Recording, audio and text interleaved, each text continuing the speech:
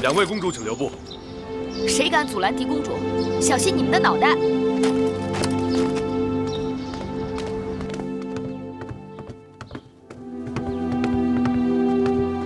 拜见大王。拜见大王。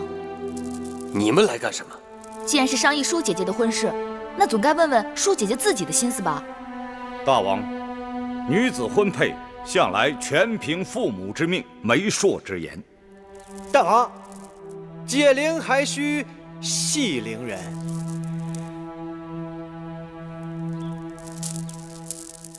好，淑妹啊，寡人今日就当面问你一声：秦王嬴驷3番2次来我楚国求亲，声言非你不娶。可这秦国千里迢迢，道阻且长。王兄认为你一定不会愿意嫁到那荒僻之地的，所以正打算替你做主。大王恕罪，此事还是由舒儿自己做主吧。你说什么？求大王体恤兄妹亲情，成全舒儿与秦王的姻缘。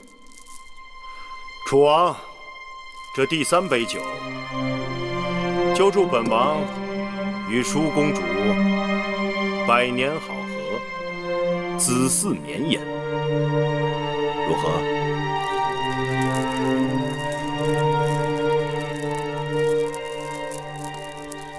母后息怒，舒妹妹也算是个性情中人，竟然不顾母后的颜面，只身闯入大殿，当众承认与秦王的私情，让大王好生难堪。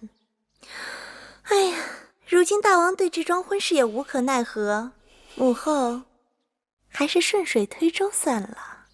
啊，臣妾就是想给母后通个气，免得一个人蒙在鼓里，黑不隆咚的。既然婚事已定，母后的心也该落下了。臣妾可真是为舒妹妹感到高兴啊！好了，臣妾告辞了。恭喜母后！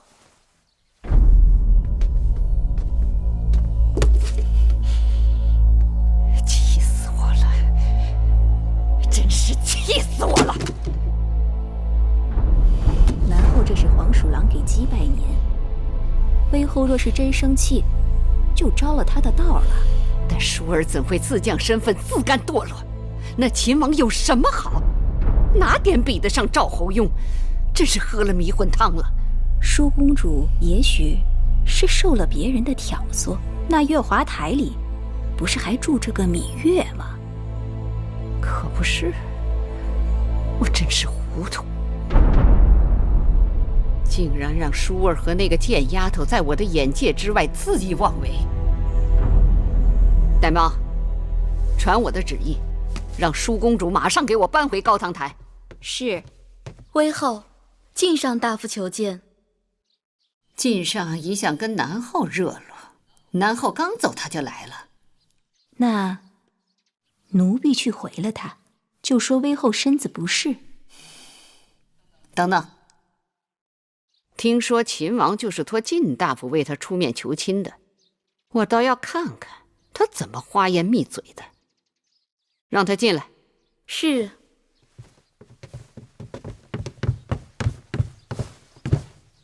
拜见威后。免礼。谢威后。听说晋大夫近日为楚秦联姻之事忙碌得很，今日怎会到我这里来？微臣是给威后道喜来了。喜从何来？秦王久慕舒公主贤德美貌，愿以倾国之力来迎娶。舒公主乃威后掌上明珠，秦楚联姻岂不是喜事一桩吗？我看中的贤婿不是秦王，晋大夫道喜走错门了。赵侯雍虽好，但与秦王相比，确有缺失。此话怎讲？赵侯雍来楚国提亲，是为了合纵；大王曾允诺婚事，也是为了与五国联盟。臣以为，五国联盟貌似强大，实则人心不齐，不堪一击。楚国若与其联盟，必然浪费人力物力，不如结交强援，共谋他国。结盟由大王定夺，我只在意舒公主的婚事。这婚事和结盟之事同理，吴国联盟尽其力，只相当于一个楚国。然而，五国人心涣散，只可当半个楚国。秦国国力雄厚，与楚国不相上下。若与秦国联姻，强强联手，便可无敌于天下。更何况，舒公主就算嫁给吴国任何一个王侯，因其国力不强，这些王侯只是徒有虚名。王后之位就更是徒有虚名了，怎能跟一个手握大权的秦国王后相比？再者说，姻缘讲究的是一个缘分。舒公主与秦王情投意合，日后夫妻比翼双飞，鱼水和谐，这不都是微后所想所盼吗？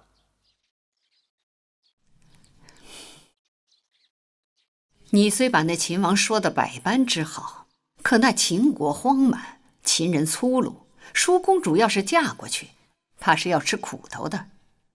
好与不好，要问舒公主的心意。耳听为虚，眼见为实。为后何不找个机会，亲眼见一见秦王？到时便知微臣所言句句是真。我就信你一回。5日后是郢都祭祀少司命大典，舒公主会献舞少司命，到时我和大王都会去，我会让大王宴请秦王。秦王的人品和谈吐如何，我一望便知。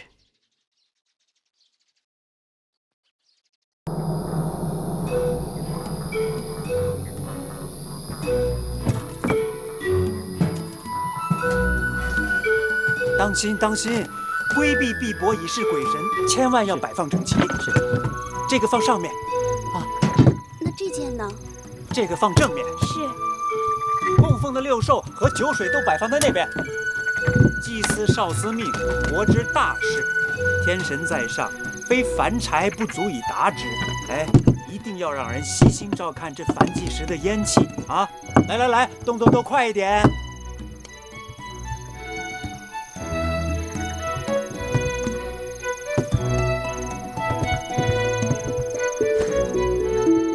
黄公子，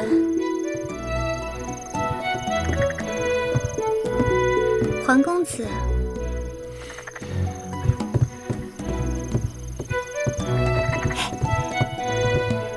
月儿，舒公主，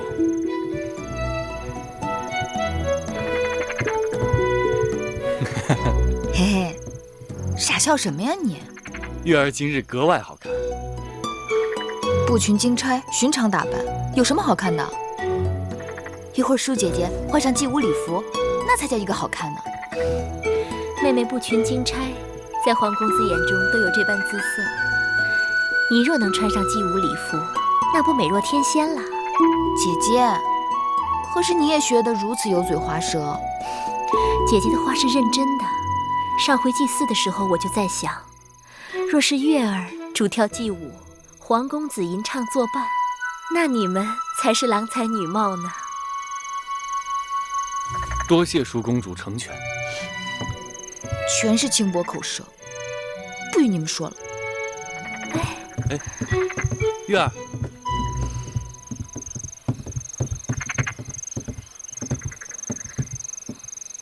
其实他心里是有你的。皇歇只是想讨个今日的彩头，祭舞之后，恳求大王把月儿许配给我，望少司命庇佑，天遂人愿。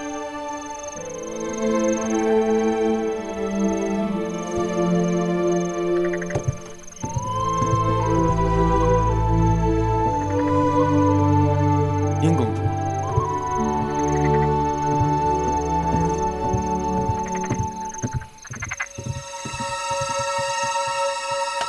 殷公主，这壶中便是公主要的北域雪梨酒。这公主答应的酬劳，这是宫中最好的羊脂玉，你等平日是见不到的。公主也别小看了奴婢，这酒也是稀罕物，性寒烈，夏日里少饮可解暑，多饮却会腹痛，千万不可贪杯呀。好了好了，本公主知道了。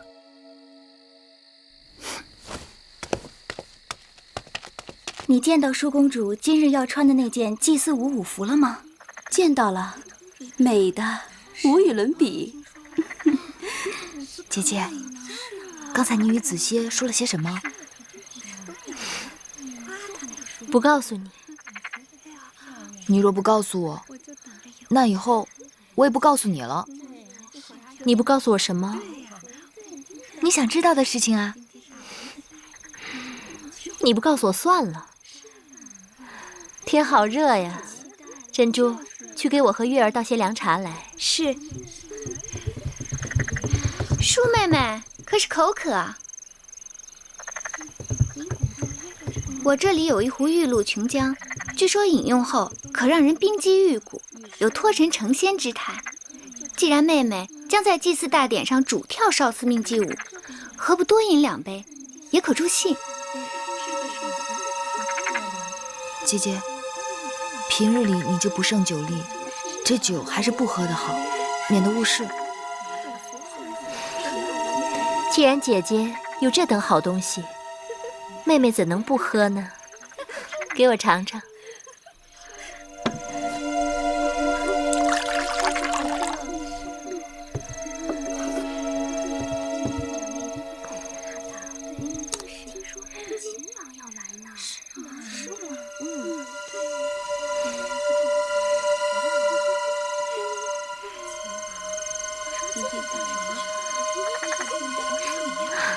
真是甘甜如蜜，清凉入骨啊！这么好的东西，你们可不能跟我抢啊！再来一杯。姐姐，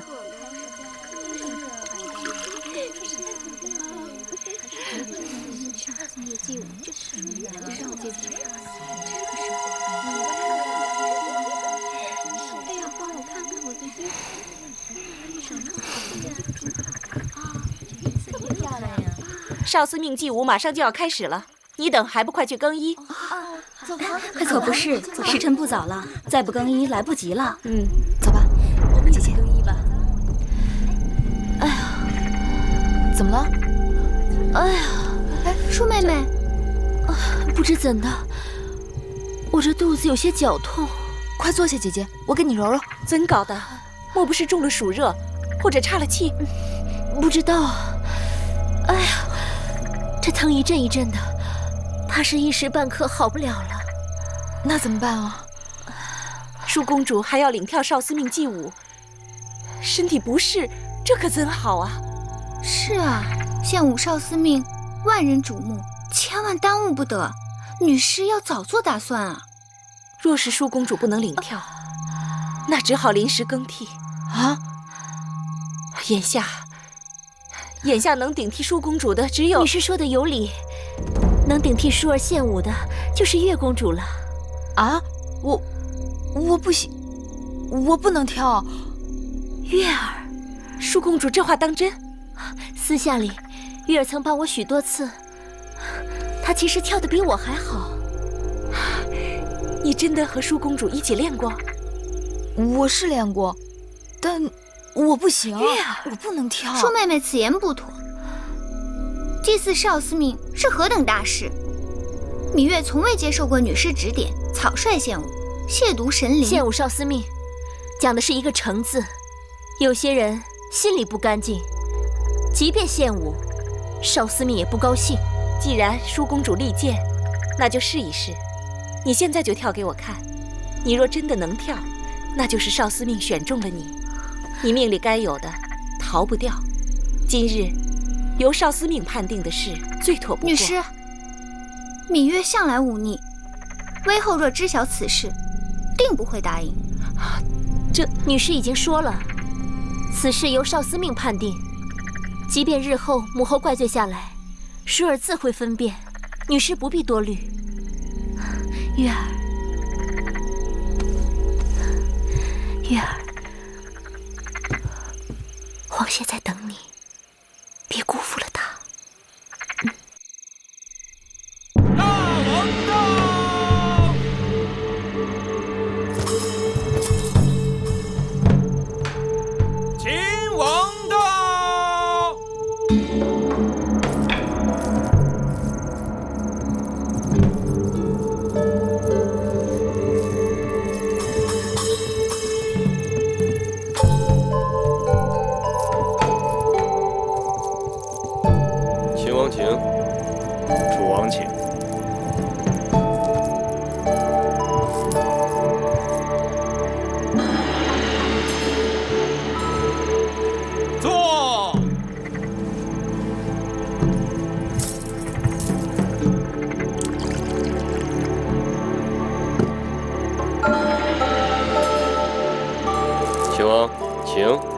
楚王请，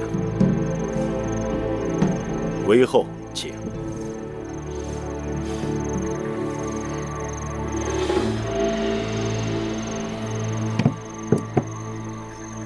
秦王，那少司命的祭舞就要开始了。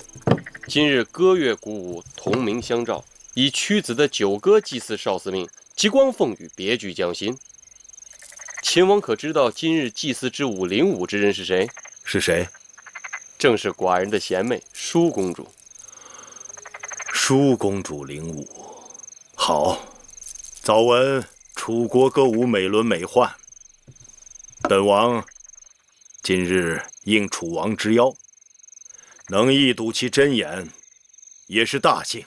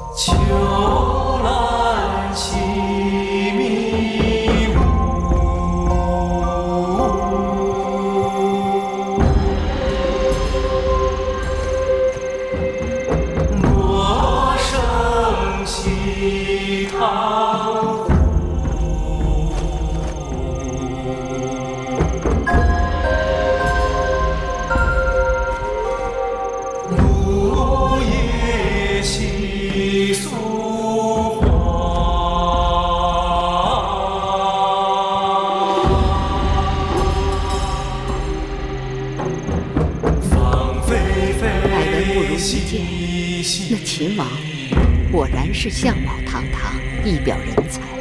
韦后好眼力，舒公主未来的郎君一定是万里挑一的。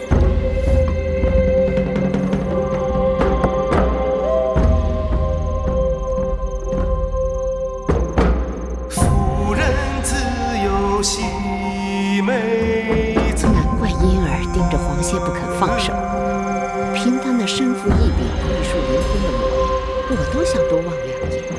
孙何以喜愁苦？像婴儿这样情窦初开的小女子，自然是把持不住。韦后说的是，在婢子看来，咱们楚国的少年才俊，一点不比那些诸国的王侯们差呢。难怪世人都说咱们大楚人杰地灵，世间人才大王揽尽。这恰恰显示了我们大楚国的胸怀。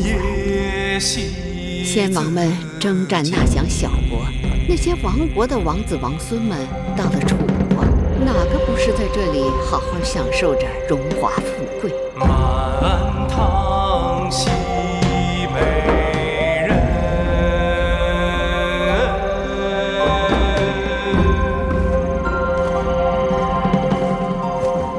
虎毒郁郁西牧城。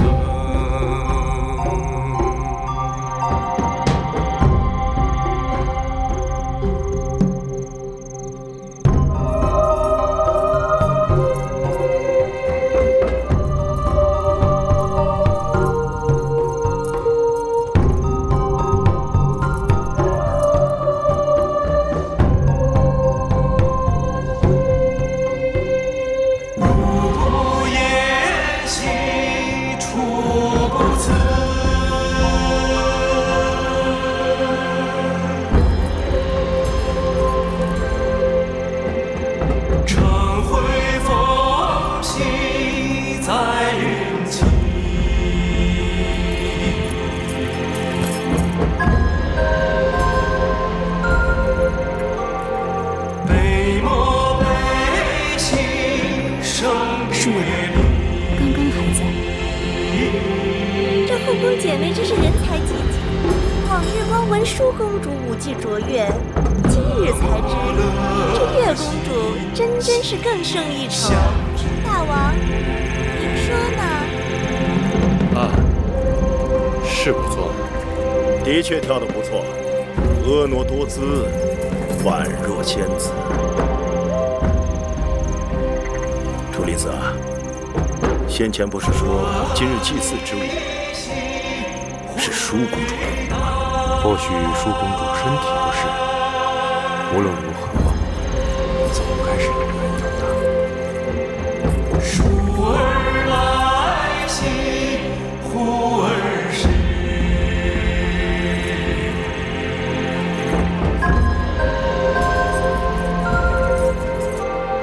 细溯兮帝家。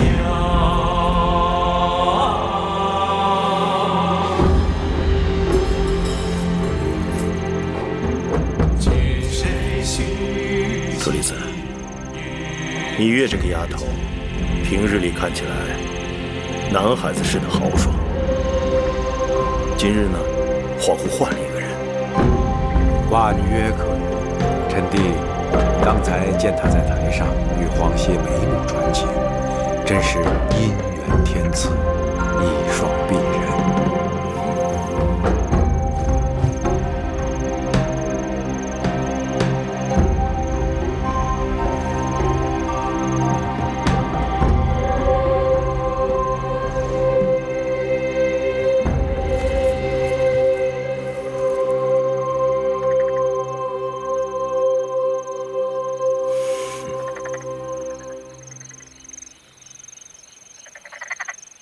金玉之声，天籁之美，本王今日果然大开眼界。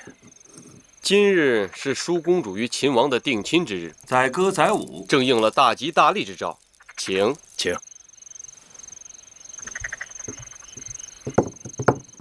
禀报大王，公子歇求见。带他过来。是。公子歇为何求见？秦王大约不知，这是我大楚的风俗。少司命是楚国幸运之神，掌管婚配、子嗣、祸福。往年给少司命献歌献舞的金童玉女，都可以来向本王讨个赏赐。哦，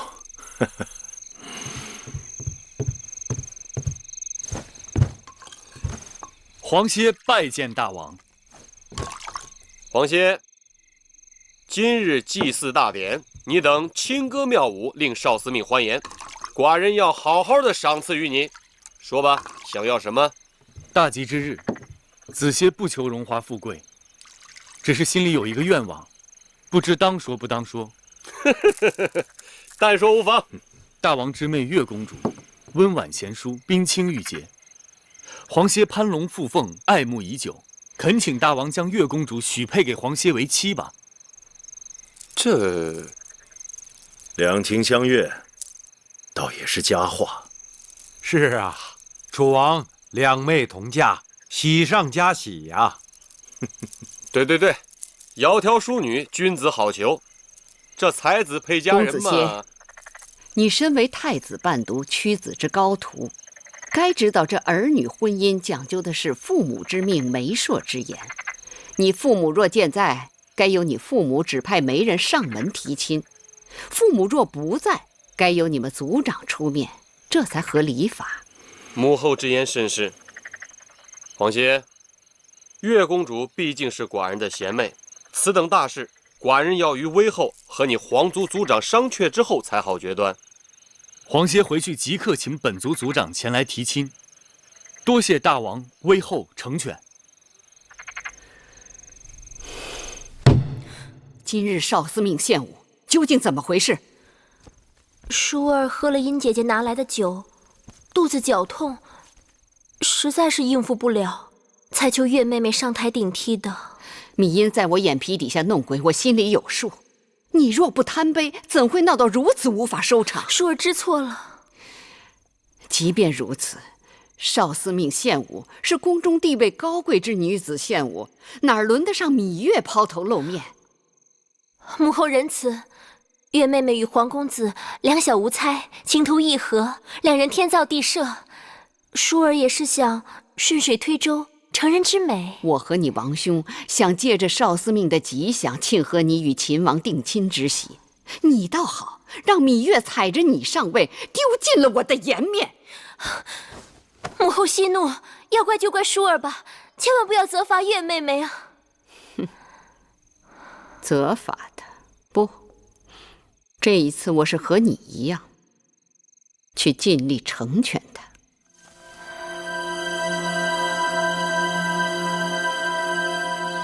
寡人看母后今日的精气神儿比往常好些。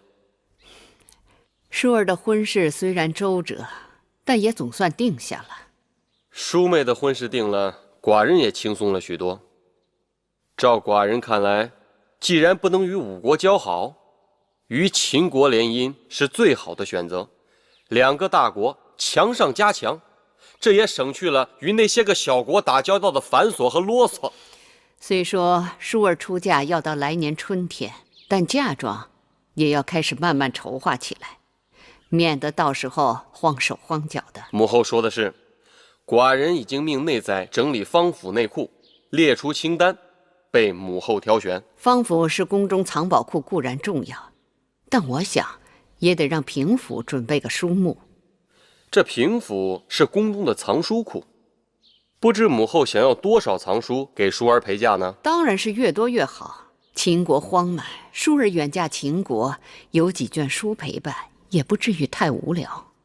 好，那母后放心，寡人尽力去办就是。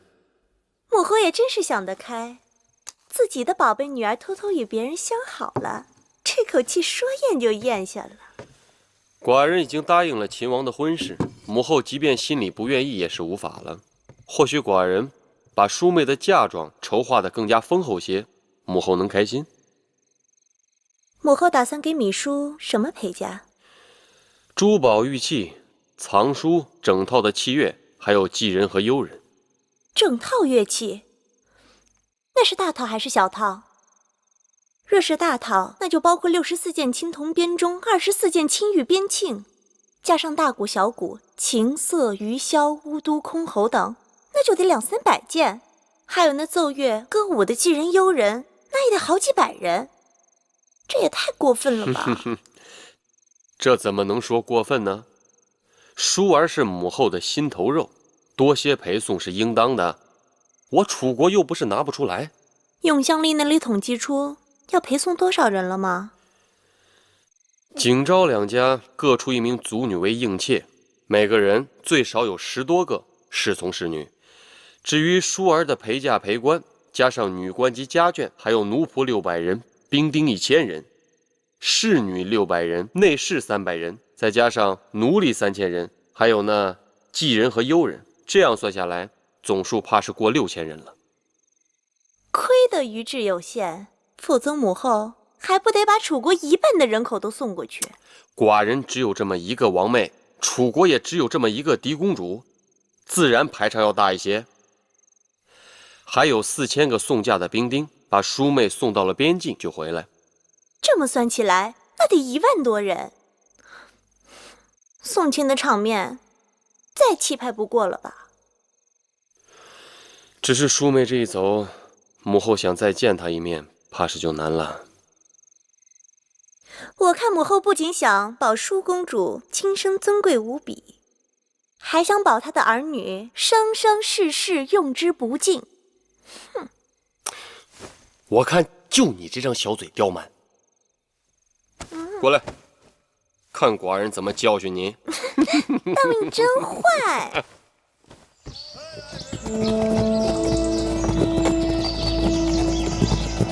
张子随寡人离开楚国，下一次回来不知何年何月了。张仪愿与大王相约，倘若下次再回郢都，定是兵临城下。好。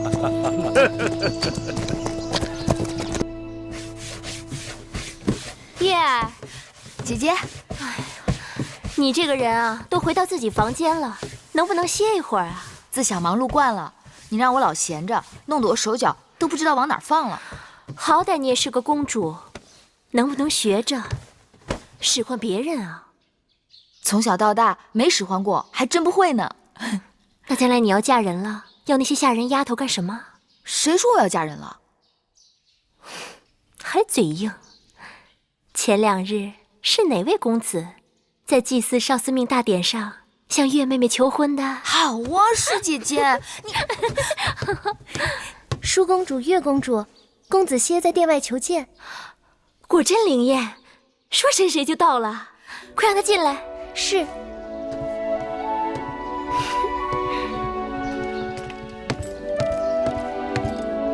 舒公主、月公主，哪来那么多客套？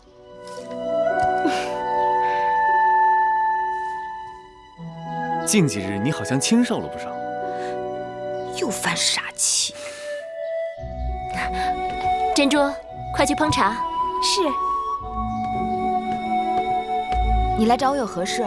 怎么一早就过来了？是威后召我来高堂台的。皇族族长已经向大王提了亲，大王也有了允婚的意思。我猜想威后定是叫我来说赐婚的事。真的？所以我马上来告诉你一声。这下可好了，以后有公子歇照顾妹妹，我这也放心了。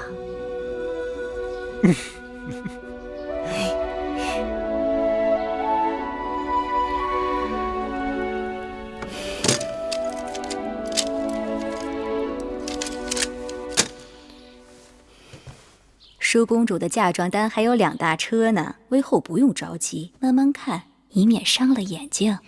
等再过几日，我把这些嫁妆单看完了，你拿给舒儿看看。如果他还有什么中意的，再一一添上。这段时间你也辛苦了，等舒儿出嫁后，你和我也好好歇息一下。奴婢未见之人，怎么敢说辛苦？微后，公子歇来了，让他进来。是。他来做什么？是我让他来的。我刚刚想好了一盘棋，下好了可以一发双冠。皇歇拜见威后。免礼。皇歇，你长大成人了，你可知道你还在孩童时，我就在你们族长的怀抱里见过你。那时我看你古貌淑清，我就断定你将来必有相陀之才。威后过誉了。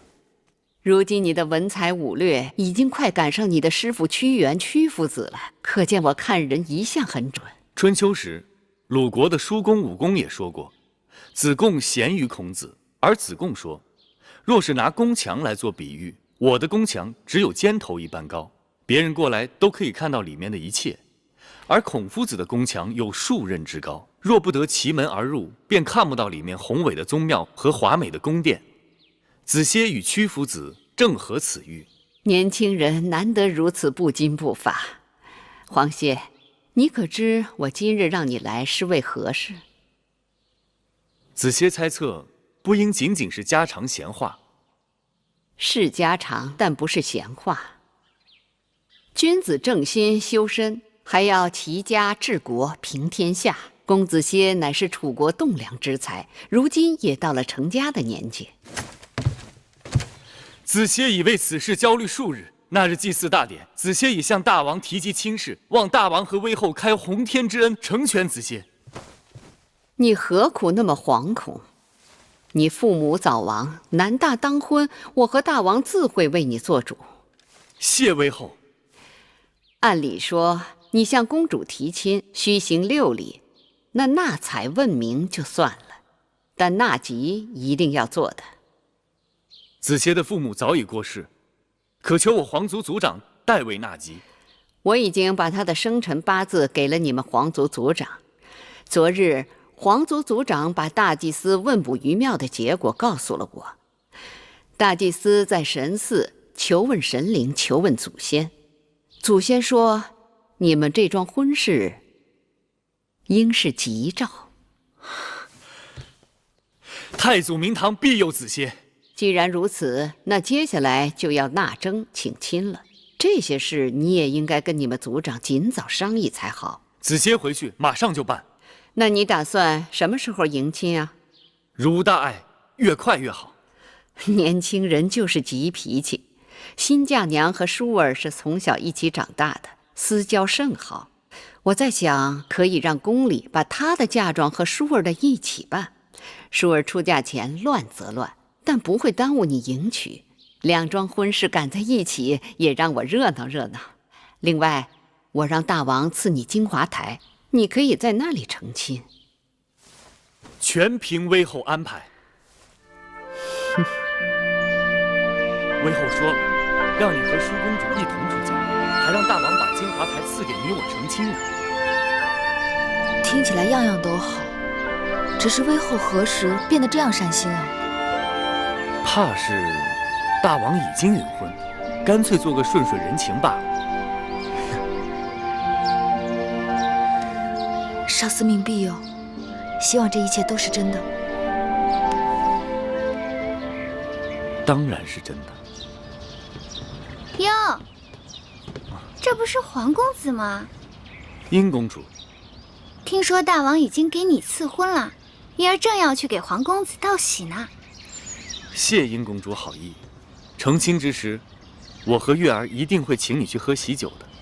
哼，用不着客气。喜酒呢，月儿当然是要喝的，而且会和皇公子一起喝。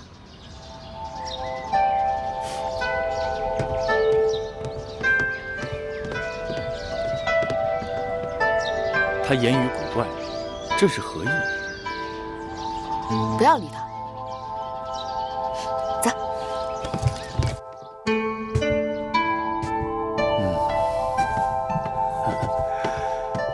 哎，子歇，季伯，前2日大祭司把你和公主的八字做了纳吉，你猜怎么着？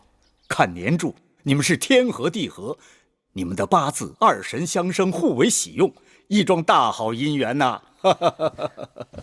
劳累季伯了，子歇事后自有重谢。哎，一家人不说两家话。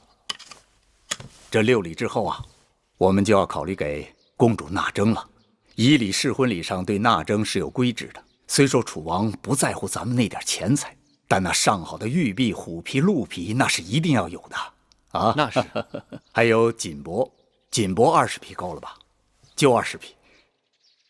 接下来我们还要赶紧的禀于有司，告于乡老，好好操办这件事。不对，这八字不对，季伯，公主的生辰八字有误。怎么会？这是宫里送来的，字字金玉，板上钉钉，不会有错的。月公主是癸未年生人，而这上面是壬午年生人，日子时辰都不对。什么月公主？你手里拿的是殷公主的八字，你可不要乱讲啊！殷公主？哪个殷公主？季伯，我要娶的是月公主，芈月。哎呦，威后让大王赐婚的可是殷公主，不是什么月公主。你当着威后的面可是答应了这桩婚事的。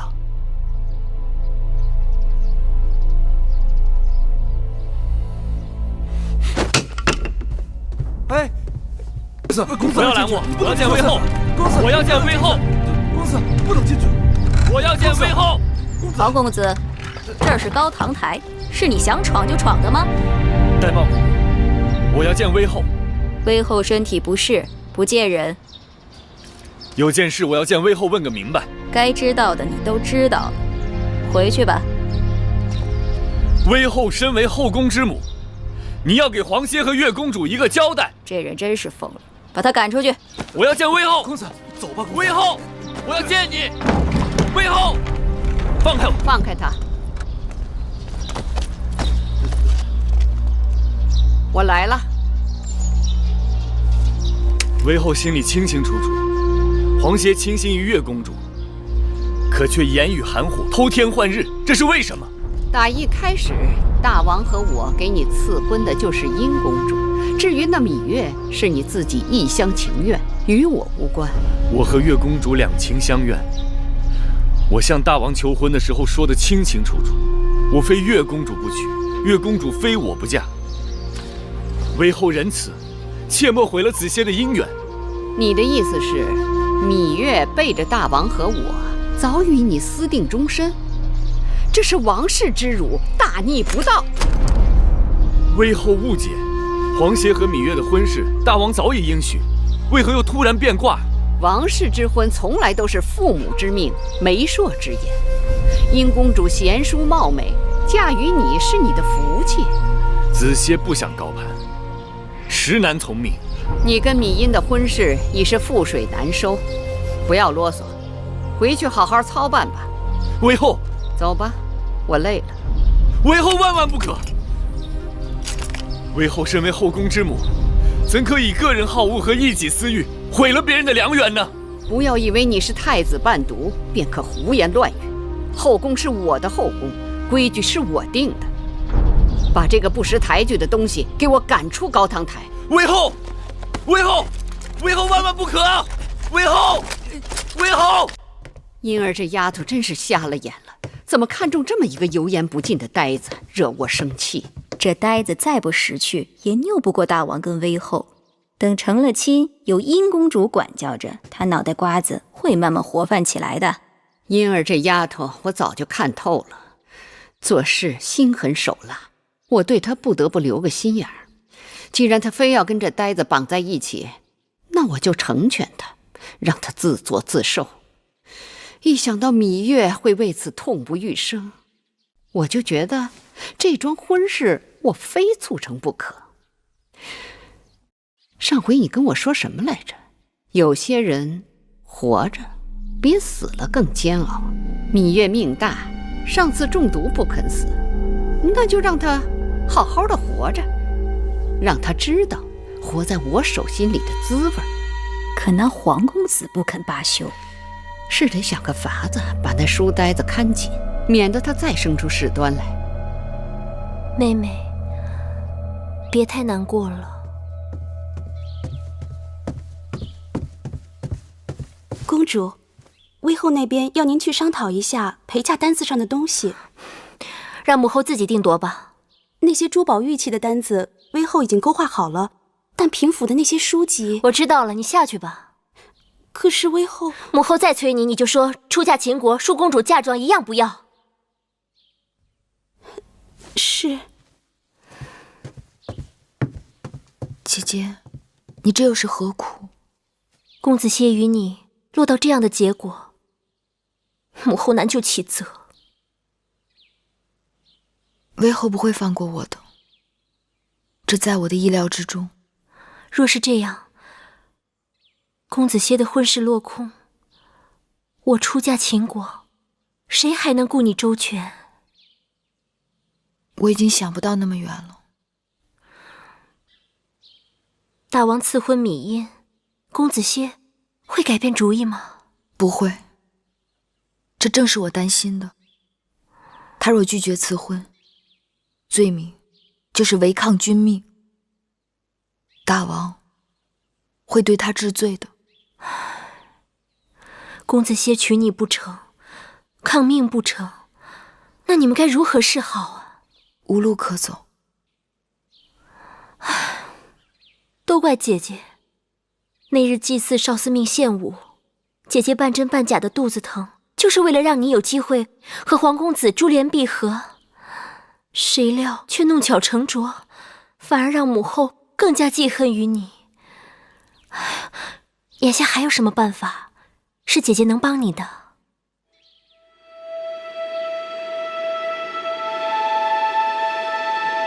姐姐若愿意帮我，就找个万全的地方，让我再见子歇一次。好，姐姐来想办法。多谢姐姐。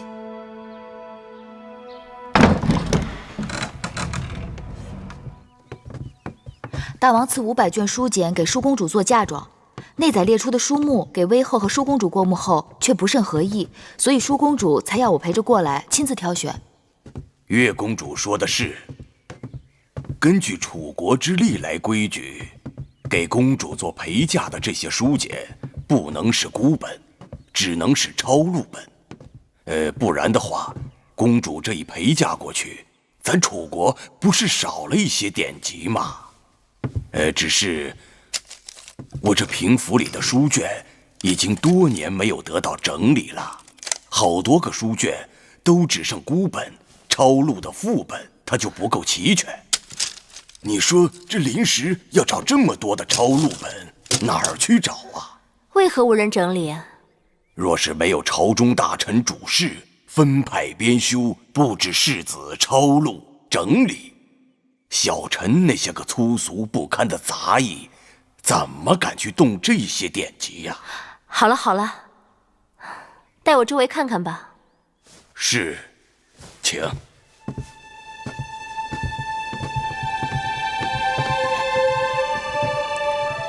快去吧。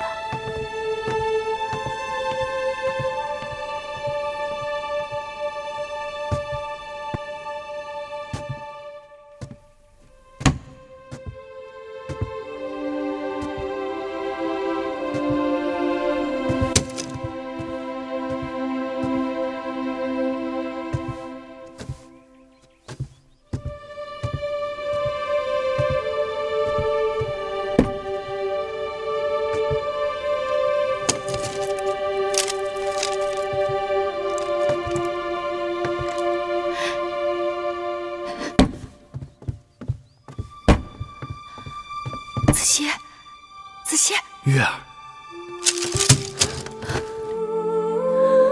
子歇，我好怕，我怕我再也见不到你了。我也怕。在这宫里，魏后一手遮天，我真的怕她再伤害你。那我们该怎么办啊？顶多以死抗婚。你我均不为死，奈何以死拒之？鱼死网破，只怕正好合了有些人的心思。我想，魏后尽管赐婚，但她困不住你的手脚。你可以逃婚，可以跑。对呀，既然眼下楚国宫中佞臣当道，我不如干脆藏之隐身，跟你一起跑。可是这宫里重重铁壁，魏后的耳目把我看得很紧。我就算能逃出宫，咱俩结伴相行，只怕连郢都的城门都没有出去，就要被他们抓回来了。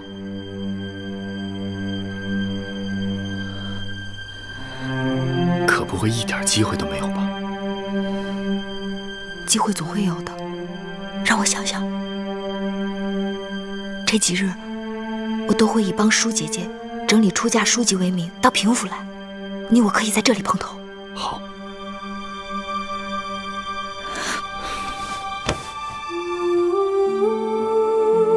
假如我真的和子歇走了，你们怎么办啊？只要你们能走，不用顾及我们。可你们打算怎样走？姐姐，不用担心我，我也是男子汉了。只有分头走，才不会引人瞩目。只是还没有详尽的打算。这可行不通。你一个女儿家，路上何人照顾？出了意外怎么办？分头走，彼此如何联系？到哪儿去逃？更不要说你是个公主，魏后只手遮天，她可以用任何名目在楚国上下搜捕你，这样风险太大了。姑姑说的有道理，但事已至此，哪有不担风险的办法？最好是不要惊动魏后，能名正言顺地离开这儿。名正言顺？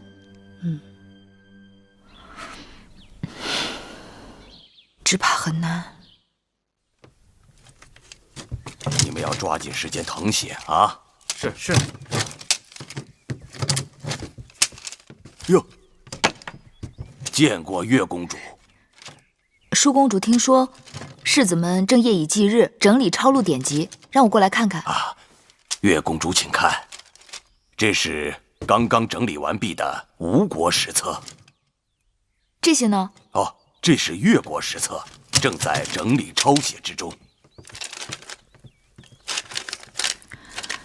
凡是作为舒公主陪嫁书籍，要让人先着手去做。那是自然。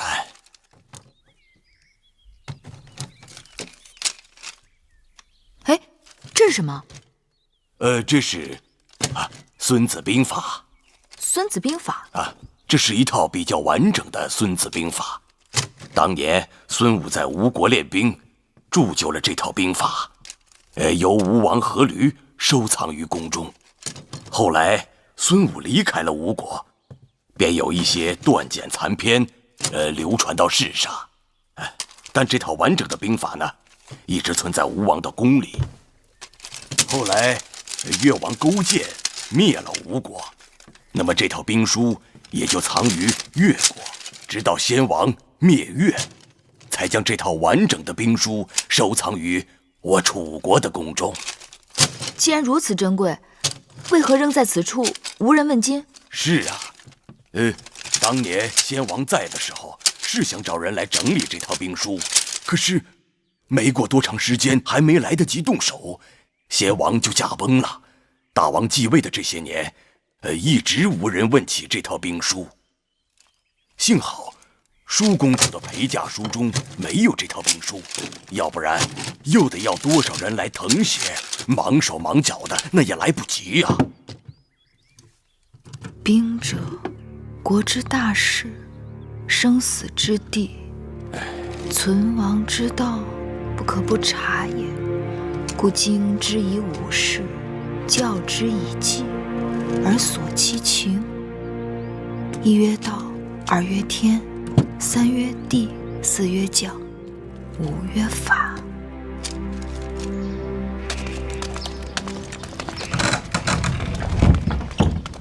太子，敢问黄公子，这是要去哪儿啊？子杰正打算陪太子去平府查些典籍。哼，大王有旨，公子歇与殷公主大婚在即，威后特赐金华台给公子成婚，所以请公子即刻进入金华台，以安心料理婚事，闲人不得入内打扰。请吧。慢着，公子是我的陪读，此事我要去与父王商榷。太子，威后要小的传话，说是公子歇的事与太子没有干系，还是不要趟着浑水好，安心在南巡殿读书吧。公子，太子，无妨。请吧，公子。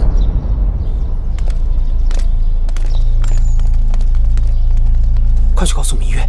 是。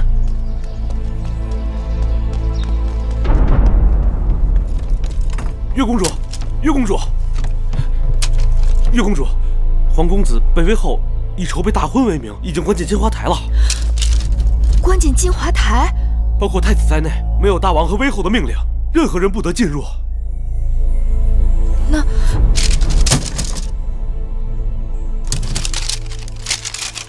这竹简和编绳破旧成这个样子，姐姐却把它当宝贝一般。这是《孙子兵法》，天下孤本，看起来不起眼，却是真正的宝贝。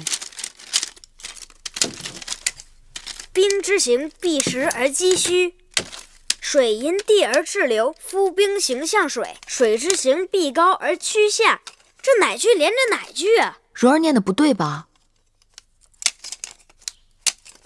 应当是夫兵行向水，水之行必高而趋下，兵之行避实而击虚，水因地而滞留。知道了，知道了，水因地而滞留，兵因敌而制胜，故兵无常势，水无常形，能因敌变化而取胜者，谓之神。对呀，说得好。什么说得好？能因敌变化而取胜者，谓之神。子歇被关进金华台，该是暂时性命无恙，但说明威后仍不肯对我们有一丝一毫的放松。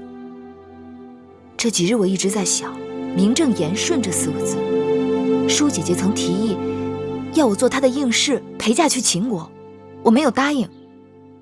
现在想来，只要能离开楚国，那便是海阔天空了。对呀，不如先假意赞同，让舒公主去睡转威后那边，魏后若肯放手，你就可以名正言顺地离开楚国，你和黄公子就有了逃脱的希望。只是，这筹划要不要告诉舒公主？还是先瞒他一阵为好，少一个人知道，少一份风险。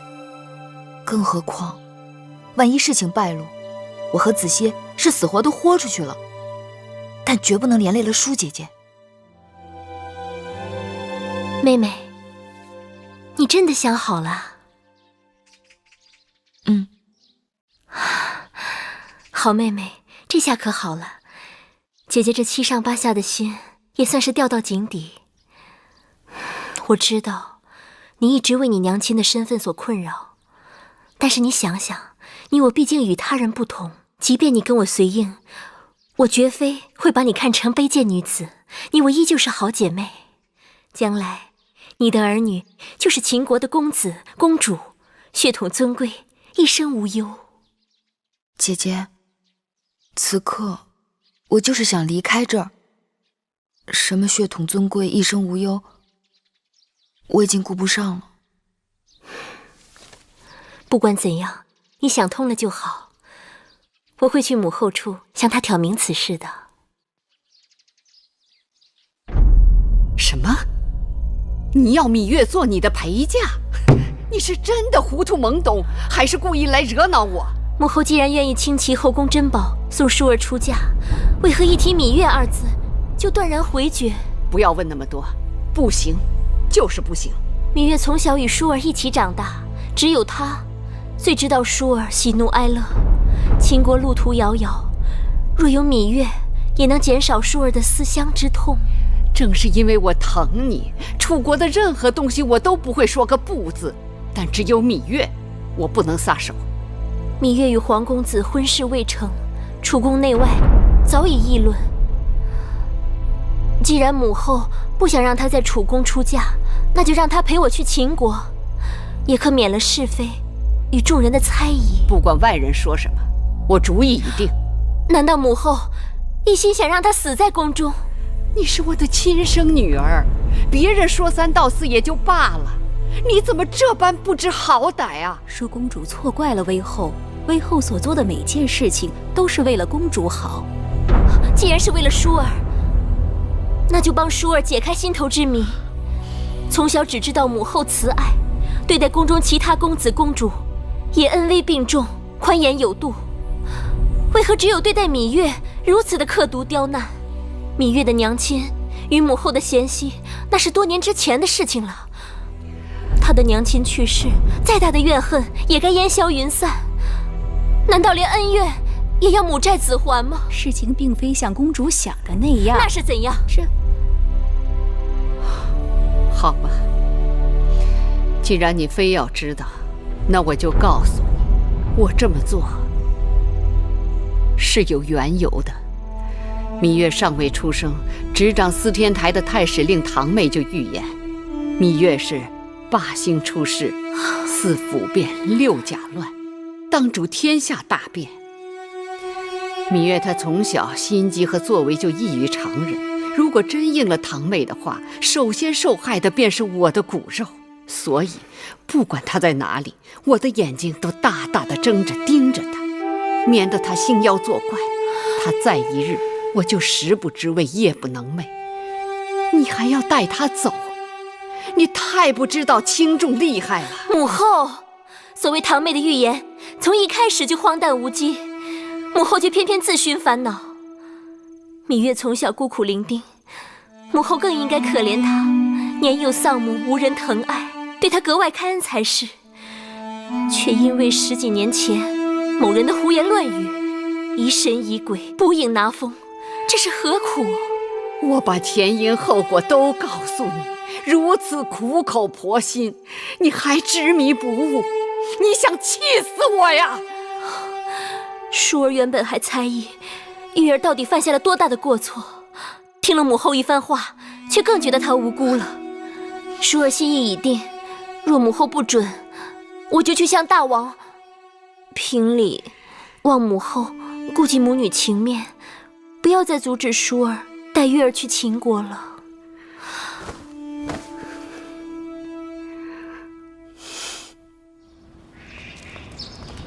今日我陪舒公主去看嫁妆，那些珍珠宝贝差点把我的眼睛晃瞎了。你呀，真没见识。去年我在威后那儿伺候的时候，跟着玳瑁姑姑去过一趟方府。你知道方府吗？当然知道，那是宫里头专门藏宝贝的地方。我在那儿看到不少好东西呢。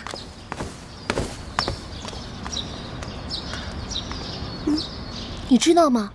听说这回大王赐给每个陪嫁应时不少好东西呢，他怎么没去领啊？看书看傻了呗。自从威后给皇公子和殷公主赐婚之后，他就心灰意冷，胭脂水粉一概不沾，除了看书还是看书。用不上的东西给咱们俩。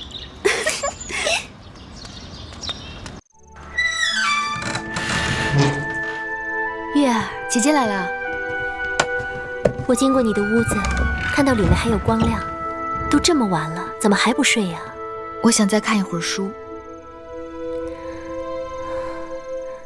不就是一部兵书吗？女儿家又不带兵打仗，看它做什么？反正心里头闷着，正好拿它解烦。上次月花台中毒，你的身子一直没有好利落，当心再倒下。知道了。那我先去睡了。好，你也早点歇息吧。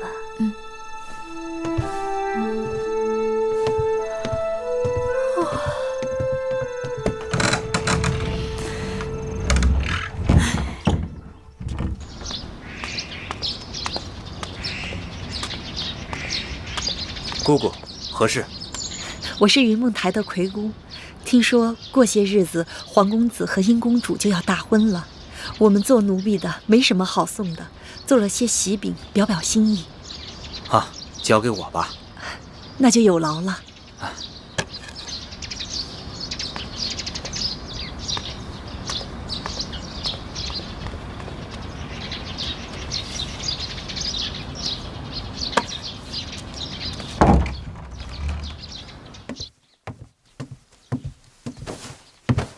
公子，这是云梦台的姑姑送来的喜饼，放着吧。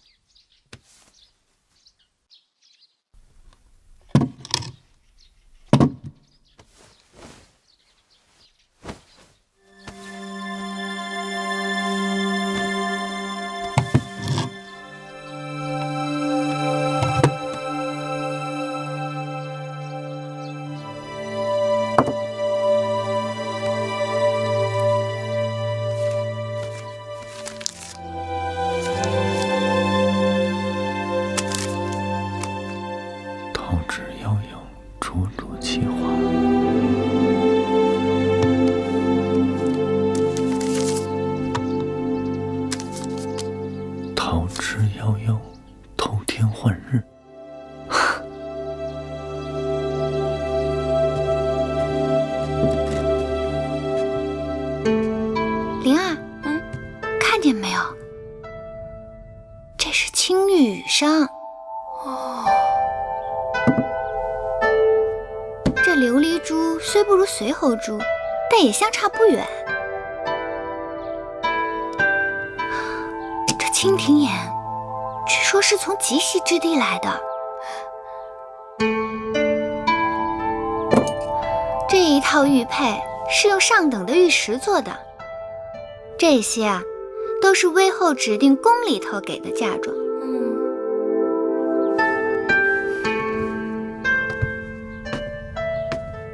哎，你看看这颜色，这犀角杯和这一套8组带钩，分别是用金银铜铁、西域流错8种制材做成，这些啊，都是大王赐的。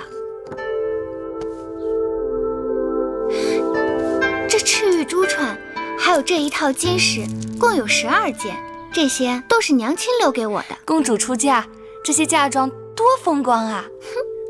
看起来跟狄公主没什么两样。哼，狄公主有什么好呀？狄公主要远嫁，要嫁到那狗都不拉屎的地方去，这辈子想回楚国，跟登天那么难。比起来，我宁可不当狄公主。公主说的也是，恕公主这次走了，还不知道哪日才能再见到。那月公主就更可怜了，娘亲早死，又不为威后所喜，只怕是连个送她的人都没有呢。说的也是啊，跟她娘亲一个命，都是给人当陪嫁硬士，没人送。哼，那本公主只好去送一送了。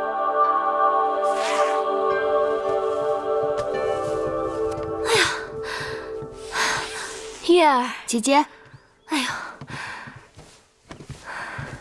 你也真是的，宫里给每个应试都配了婢子和下人，一起带到秦国去，你怎么一个也不要啊？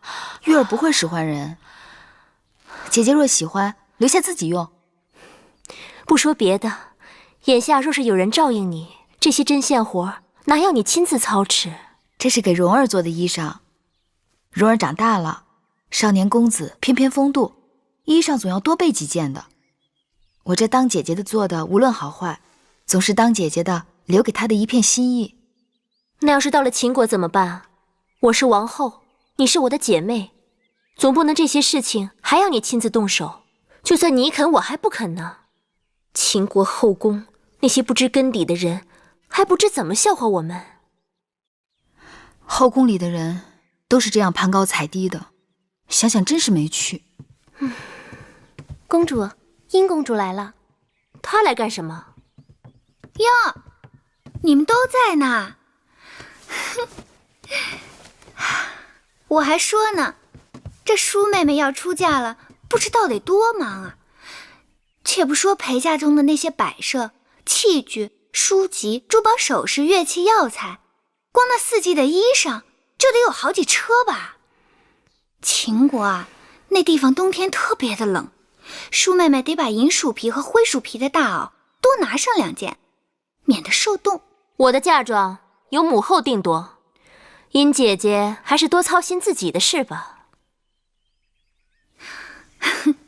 可不是，我那儿也乱成一锅粥了。说起来，我比妹妹还有早出嫁1个时辰呢。这是皇族族长和威后根据大祭司问卜神庙的结果定下的吉时。这不，陪嫁的单子也有了，光金银玉石、玛瑙沉香的手串、手镯子就有好几大盘子，再加上项圈、耳环、凤钗什么的，一样样的看过来，看得我头直疼。其实啊，我也不在乎那些东西。子歇的父母过世早，家里头的事情都是由他们族长做主。皇家在楚国虽然没有过去的花团锦簇，但排场仍旧得撑着。我的嫁妆带过去，还不都是便宜了别人？殷姐姐若没别的事，忙你自己的去吧。没关系，我也是出来散散心的。灵儿，在，帮着珍珠给我碰壶茶去。是。如今啊，我才真的相信，人是天生有命的。像妹妹你，就是荣华富贵，要当一国之后的命。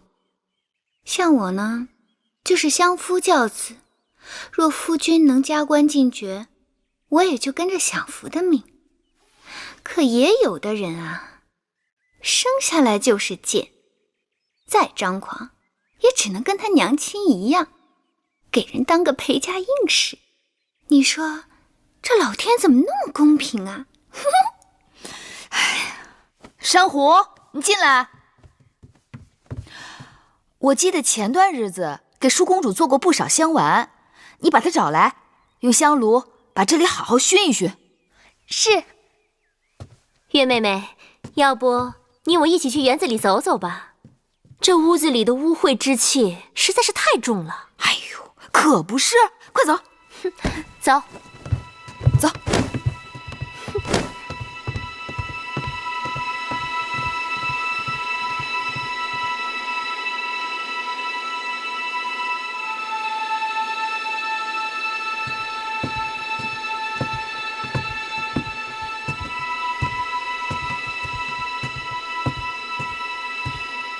母后，母后找我。舒儿来了，快坐到母后身边来。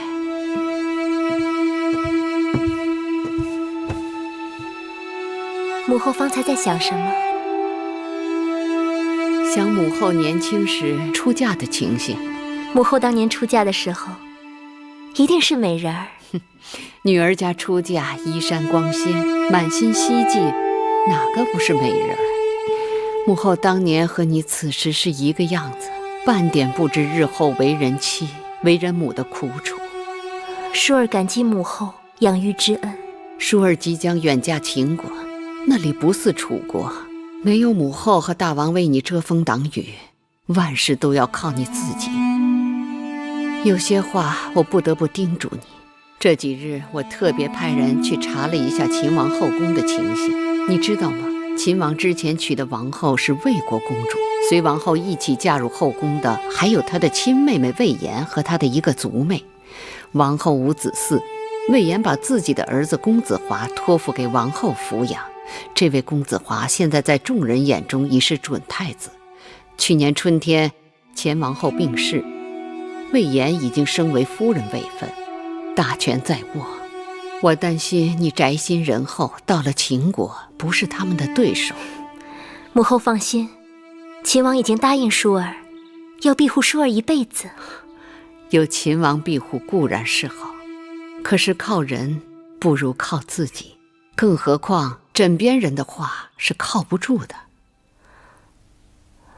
母后，好了，眼下多说无用。终有一日你会明白母后的苦心。蓉儿再有2、3年就可以分封领地，无论好坏都可以照顾好你自己和葵姑。小冉，我原本打算把小冉留下的，但郑伯身体欠佳，已无力抚养小冉。我想，我还是把小冉带走吧。姐姐，此去秦国路途遥远，途中一定会遇到许多危险。小冉弟弟的事，还是再想想别的办法吧。小冉不能进宫，可跟着你，你是公主陪嫁，又多有不便。我想，唯一的办法就只有这个了，让小冉跟着我。不可能，我们都知道，小冉不可能进宫的。但我可以出宫，小冉跟着我，我跟着你。裴家应氏都有随从侍女，我随你一同离开楚国，既可以一路照顾你，又可以照顾小冉。那蓉儿怎么办呢？姐姐，别再把我当小孩子。葵姑这法子我赞成。我眼下虽不能为你和弟弟争一块天地，但绝不要你和葵姑再为我操心。再说云梦台里还有其他姑姑，不怕没人照应。蓉儿的确长大了，懂事了，只是葵姑为我们姐弟已经辛苦了半辈子。我原本打算让葵姑跟着你去养老的，若是跟了我，难免前景险恶，凶吉难卜。不用多说了，跟你走，无论是吃苦还是享福，姑姑都情愿。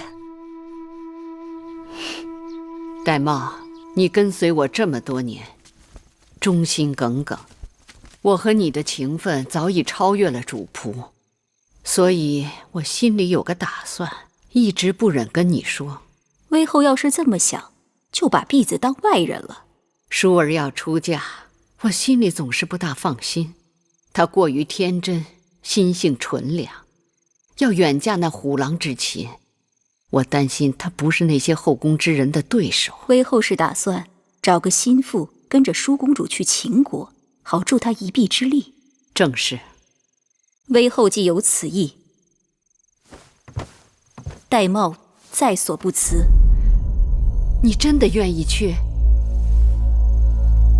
玳瑁从小入宫跟随微后，家人受尽微后恩典与责，婢子的性命都是微后的，只要微后肯放心，婢子一定竭尽全力保舒公主在秦宫平安。有你同去，我在楚宫也能睡几日安稳觉了。其实让你去，我是一举两得。我已经对那贱人做了安排，万一他没死在路上，到了秦国，说不定哪日他会成为舒儿的克星，到那时就要靠你见机行事了。婢子明白。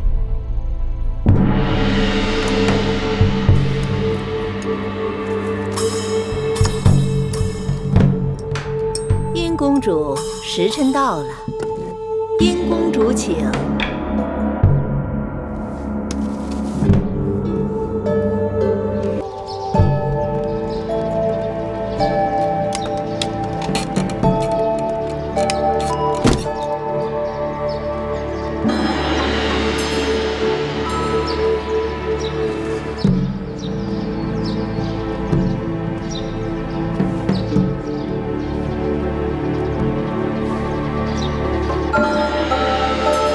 殷公主，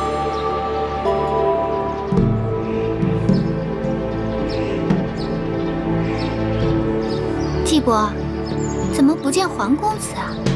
子歇躲在喜房里不肯出来，我也正着急呢。他要不来，如何行这一拜大礼？我亲自去请他。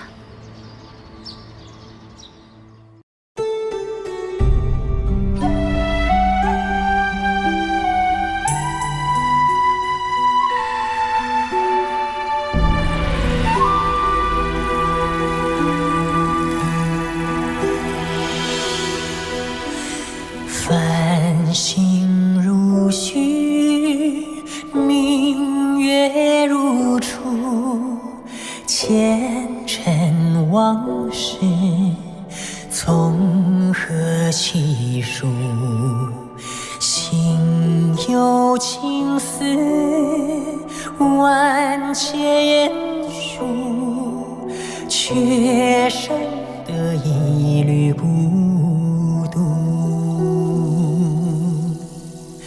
春花开谢，秋草又枯，盛衰荣辱，如何细数？你水暖，为谁寒？换不回一人如故。尝尽悲欢离合人间苦，却怎么咫尺天涯陌路？去心诉，是一度，去情再相负。愿为你平静柔情傲骨，望尽相思红颜凋零处。我只愿与你朝朝暮暮，爱如星，恨如骨，生死再相负。愿为你永生永世守护，愿为你永生永世守护。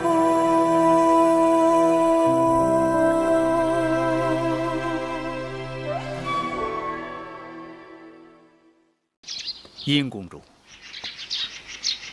季伯，怎么不见黄公子啊？子歇躲在喜房里不肯出来，我也正着急呢。他要不来，如何行这一拜大礼？我亲自去请他。这样不妥，不合理智。有何不妥？反正他早晚是我的夫君。哎，公主，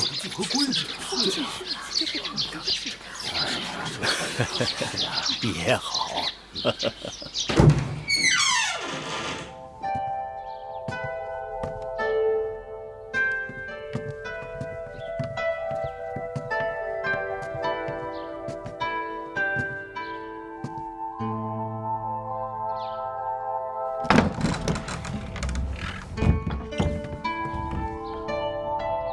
夫君。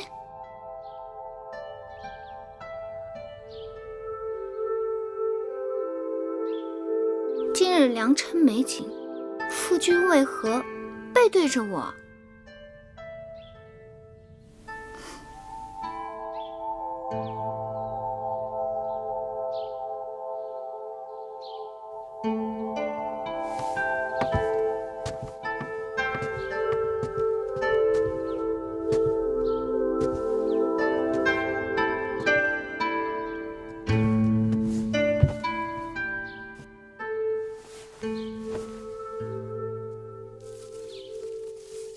夫君，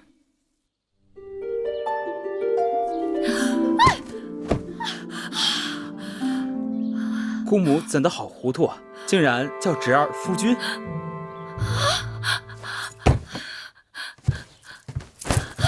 公主，皇公子呢？皇公子，皇公子不是在屋里吗？那是太子。太子，太子一早来给皇公子贺喜，然后就走了呀。蠢猪，那走掉的是皇公子。公主息怒，公主息怒。啊！怎么出这种事？公主息怒，公主息怒，公主息怒。公主闪开！公主，公主，怎么回事？拜！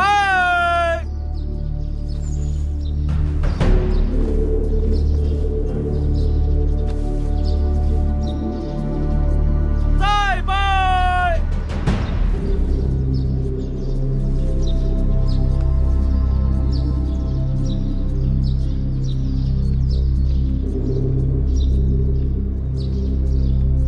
三拜！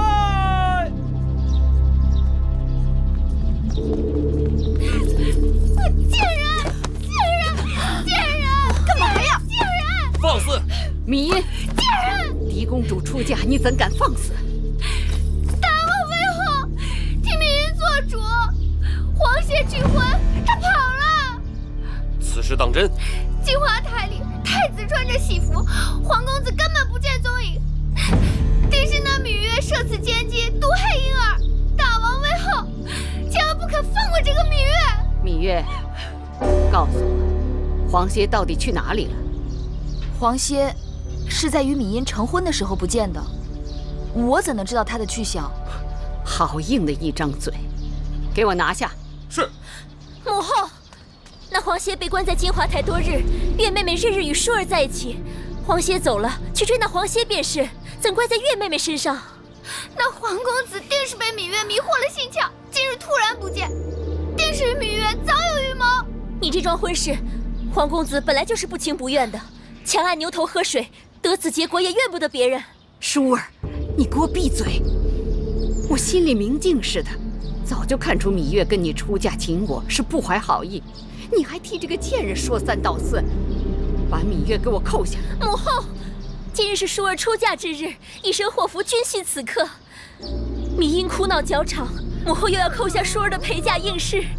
假若一定如此，不嫁也罢了。舒儿，月妹妹不走，舒儿也不走。舒儿糊涂，母后这是为了你好。大王，吉时已到，若错过了时辰，与公主的姻缘不利。大王，这黄歇悔婚是小事，楚秦联姻才是大事。母后，眼下没有证据证明黄歇的出逃与芈月有关，依寡人之见，还是得过且过，即刻启程吧。这怎么可以？有何不可？若不是你强行把芈音许给黄歇，事情怎么会闹到如今这个地步？微后明鉴，若再不启程，就会错过了吉期。秦王那里在关外迎亲的人也是有时辰的，况且秦国迎亲使者手里有陪嫁应妾的名单，突然少了一人，恐怕会引起误会和猜忌。好了好了，启程启程启程！等等，舒儿，也许你眼下还不会明白，我所做的一切都是为你好。你是娘亲身上掉下来的肉，我怎会害你？等你以后有了自己的孩儿，你便会明白做娘的一片苦心。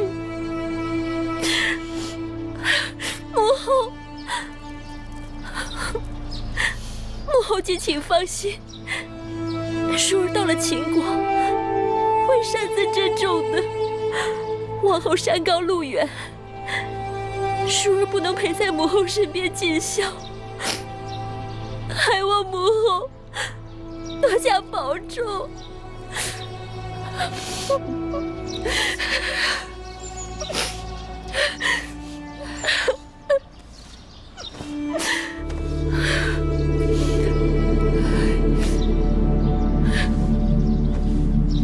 吉时到，启程。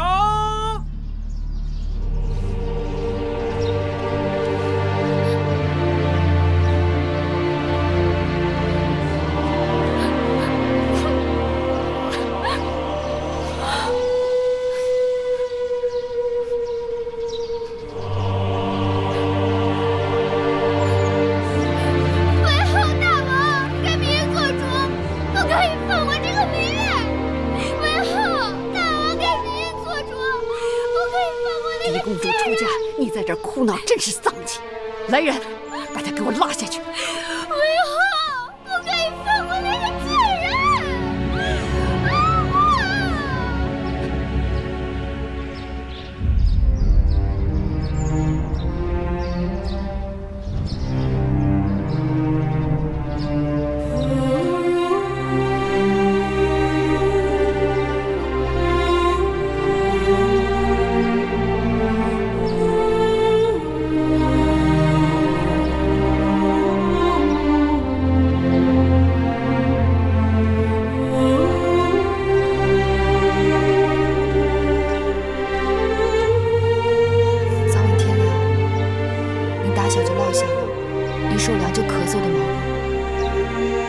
记得添衣裳，千万别受冻。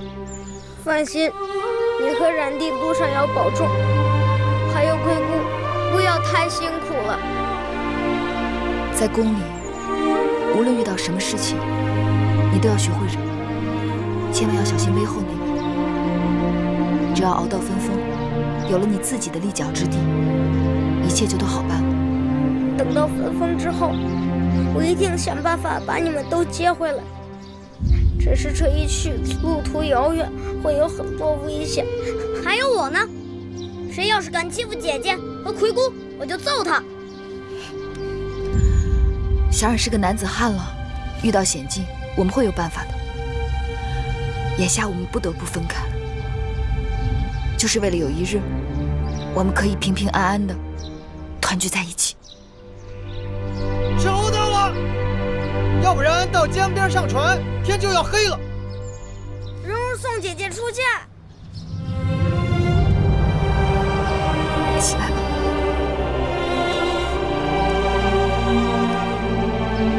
保重。保重。走吧。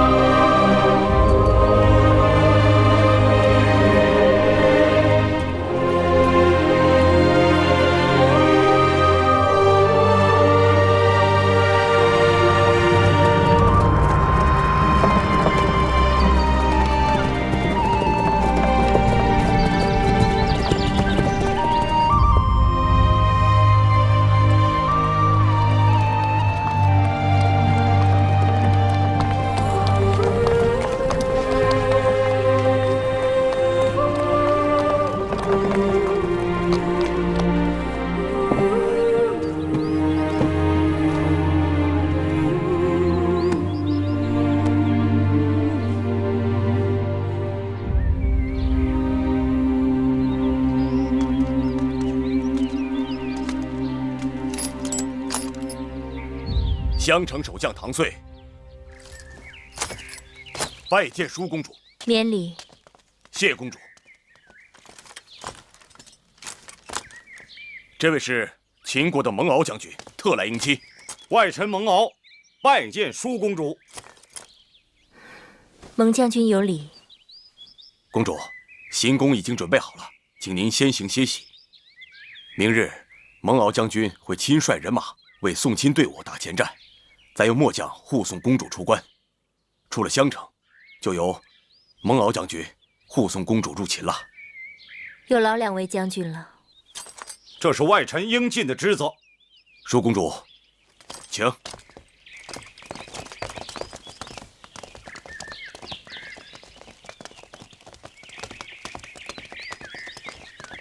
岳公主，小心脚下。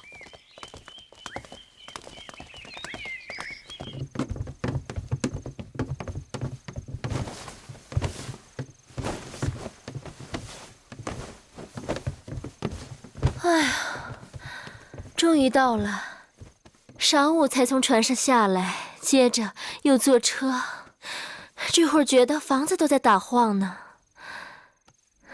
妹妹，你快坐吧。姐姐早生歇息吧，明日开始车马劳顿，只怕会更辛苦。妹妹，你也累坏了吧？那你也早点歇息吧。我就住在姐姐隔壁，有事喊我。嗯。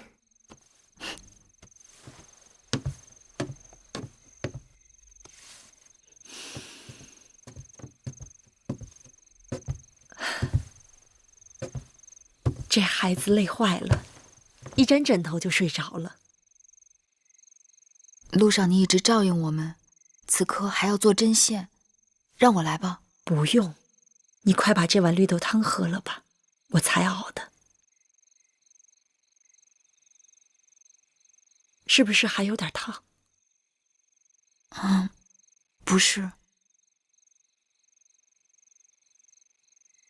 明日就要离开楚国了，我这心里乱乱的。能顺顺当当的走到这儿，已经不容易了。虽说出了楚国，魏后的手就够不着了，但家也就此难回了。有亲人就有家，首先是要活着，只要能活下来，你娘亲和举姬就没有白死。等我们跟黄公子接上了头，就该将实情告诉舒公主，免得走得突然，让她伤心。姑姑说的是。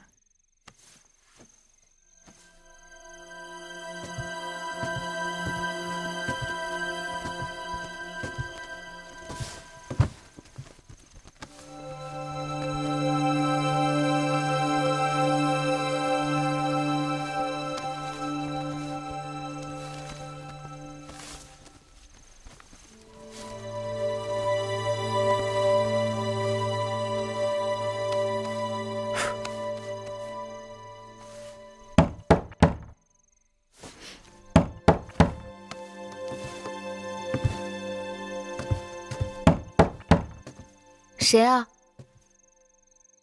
一位故人。我听你的声音陌生。你将门打开，便知道了。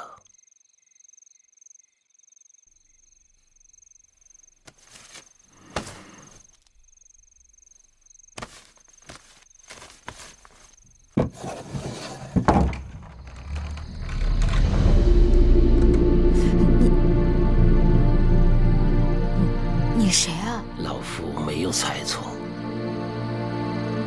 应该就是你。可我不认识您。你是月公主，是那颗霸星。老伯，我没见过您。在下堂妹，襄城守将唐遂是在下的堂弟。16年前你还未出世，老夫就知道你了。你在说什么？当年老夫夜观天象，发现霸星出世，4府变，6家乱，主天下大变。我将此事报告给大王，说霸星将要降生到楚宫，大王当时高兴得很呢。没想到，生下来的却是你这个女娃娃。于是，老夫被剜去了双眼，流放到了边关。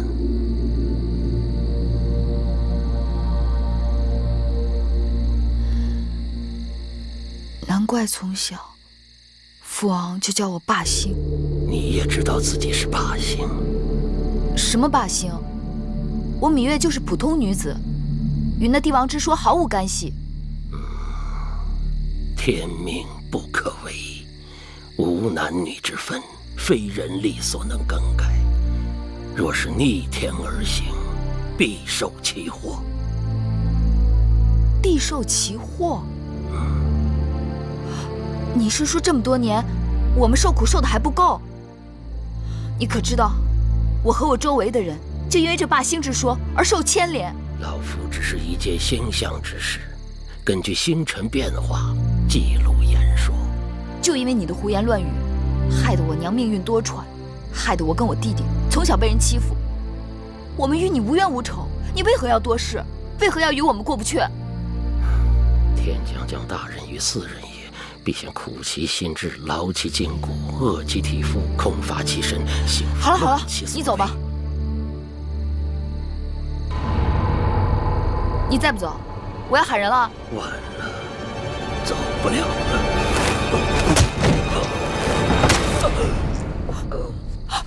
老伯，老伯。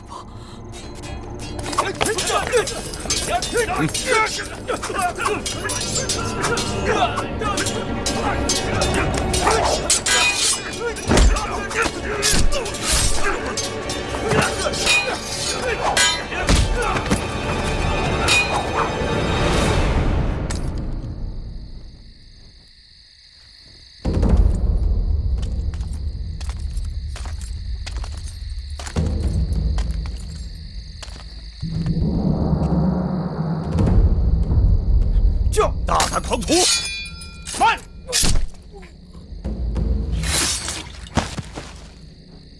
踏进去！咎由自取。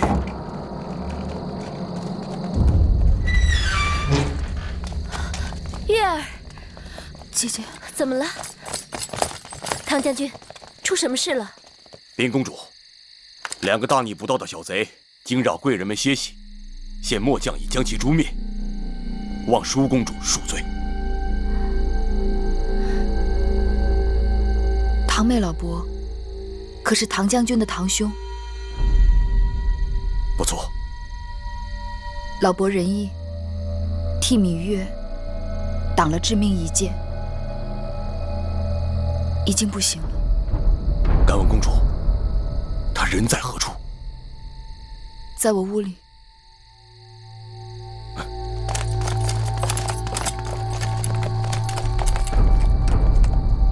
这门外不是有侍卫把守吗？怎么还能让外人进来？守门的侍卫均已被害。这院子外面，应当还有巡逻的将士和值更的侍从。唐将军可知他们的去向？这……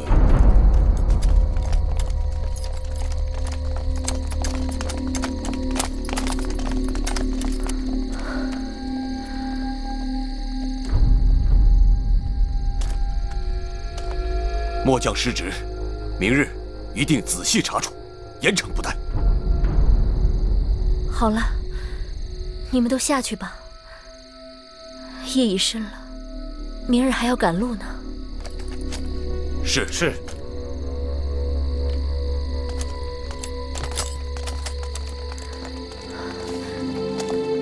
月儿，你没事吧？没事。吓死我了！你没事就好。只是这刺客来得蹊跷，死的也蹊跷。我一定让人禀报大王，狠狠地处罚这些襄城守将。其实也怪不得他们，这襄城是秦楚交界之地，历来盗匪横行。今日之事，大约也是哪个毛贼被糊涂油蒙了心，闯错了地方。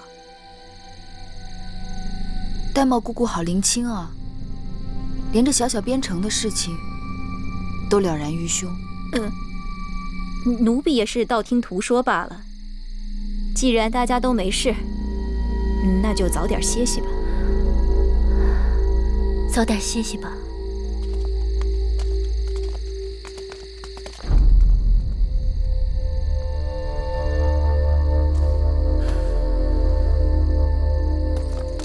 唐将军，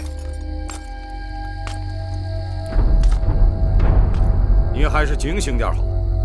这下半夜要是再出什么差池，你我的脑袋可就保不住了。这是当然。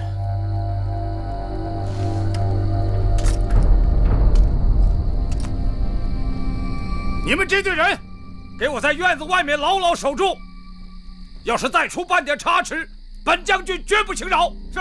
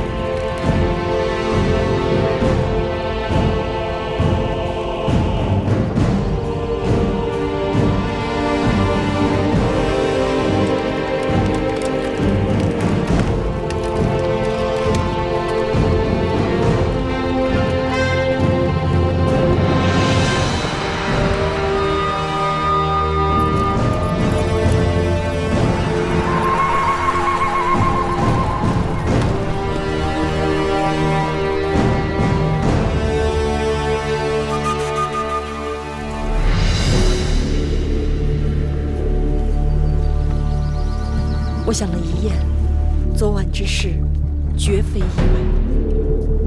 我心里有数，那堂妹突然上门，只怕就是好心来报信的。难道还是韦后？是他，也可能是别人。这可怎么是好？原以为一切都可以结束了，可现今……我只好盼着赶快到武关，到了那儿就有着落了。黄公子，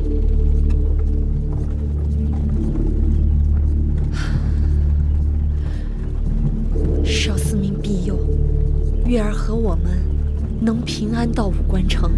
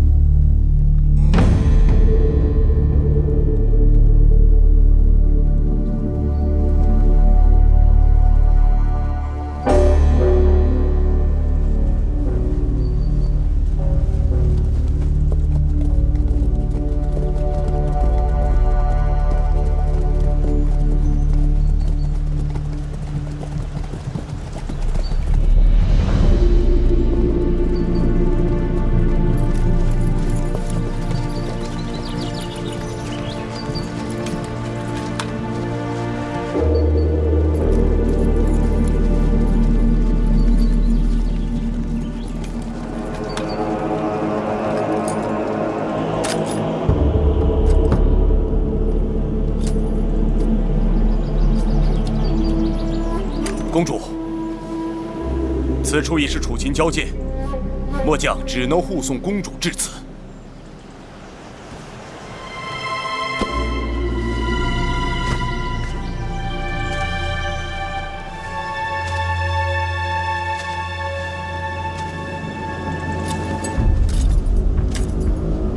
请公主擅自珍重，一路安泰。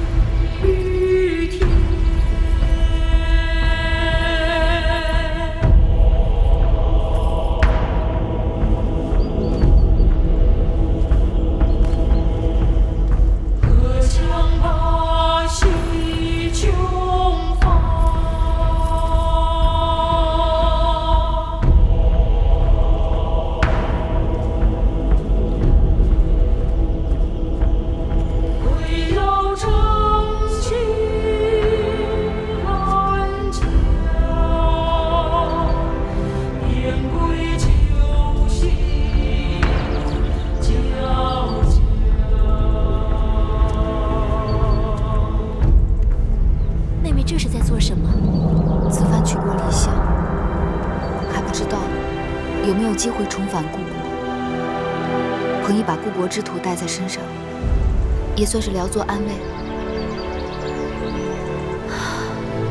是啊，谁是家乡好，越是故乡美。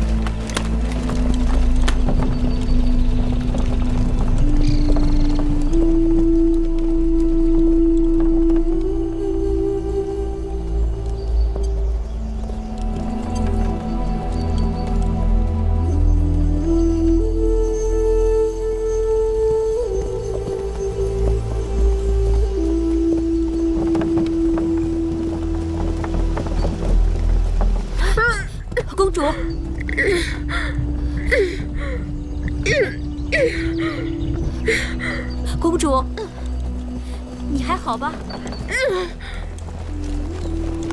你怎么样？停车！停车！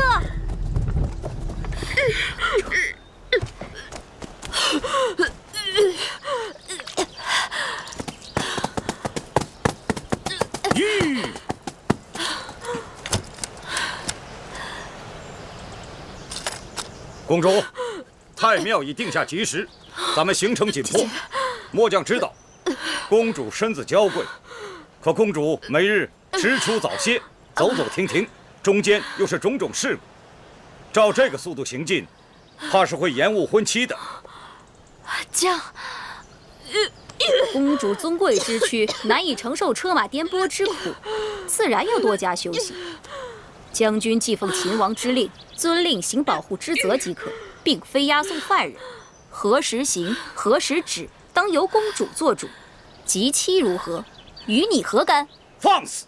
你只不过是小小奴婢，竟敢对本将军无礼！不错，我是奴婢，但我是楚国公主的奴婢，不是将军的奴婢。既入秦界，要遵秦法，耽误了规定的行程，无论奴婢贵人，一律责罚不贷。将军息怒。秦王以礼聘楚，楚国以礼送嫁，将军身为秦臣，该以礼护送。公主病倒，将军和属下必然滞留。将军若是能让公主歇息1个时辰，公主身体略好些，也可让车马加速行程。1个时辰？不行，只能歇半个时辰。谢将军。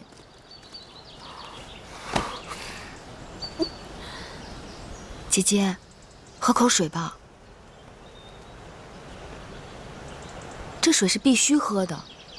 荒原之中，水是救命的神仙。不，我怕喝下去，一会儿又吐出来。与其如此，不如不喝。姐姐，入秦多日，你不是吃不下东西，就是把吃的东西全都吐了出来。若是这样下去，身体会吃不消的。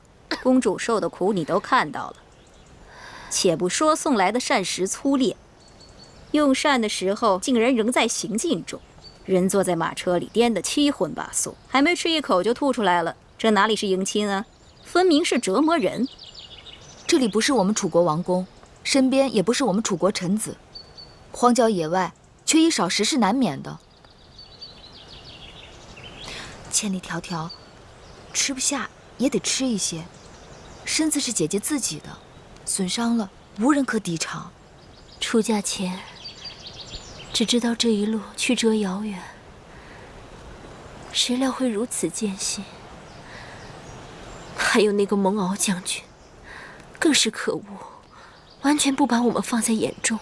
蒙敖将军是粗人，行武严整，只怕他有他的难处。再有难处，也该知道自己的身份。舒公主是王后，是主子。若在楚国，她如此叫嚣，脑袋早就搬家了。过2日就到武关了，再忍一忍吧。奴婢能忍，公主如何忍？一入秦地，就黄沙漫天，西风凄凉，稍一露头，身上嘴里全是沙子。这一路上，连个驿站都没有，晚上只能睡臭烘烘的羊毛帐篷。你问问公主，入秦的这些日子，公主有多少天没梳洗了？那段时间坐船，我以为会是最难熬，如今想来，就如同仙宫一样。既然出嫁没有退路，那姐姐只好想着，只要熬过这一关，往后就好了。如何之后？熬不过眼前，又哪来的往后？我真是想家，这一路越走越灰心，这般周折，真是让人……姐姐是想说，真有些后悔出嫁了吗？什么越走越灰心？明明是越走，与心上人越近才是。哪来的心上人啊？进入秦国这些日子，姐姐可听说过秦国4塞？武关、函谷关、萧关、大散关。武关城是秦楚边塞第1城，秦王就是从这里出关，进入大楚，去向姐姐求亲的。妹妹提起秦王求亲，真是恍如隔世。到了武关就有驿站，站站相连，一路平坦大道直通咸阳。到那时，姐姐就可以好好歇息，调理身体啦。妹妹也想早早到武关，对吧？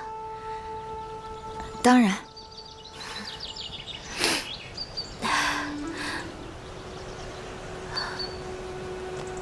说来也是，这么多的车马兵卒，都是因我而来。我要是打不起精神，不是更连累了大家？好了，把水和食物给我一些吧。姐姐，来，姐姐。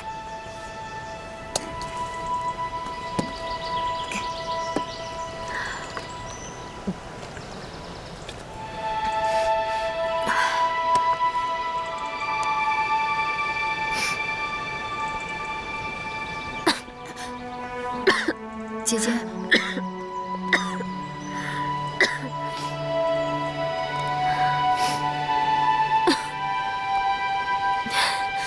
想来我也真是佩服你，这粗粝的糕点如同嚼蜡，你是怎么咽得下去的？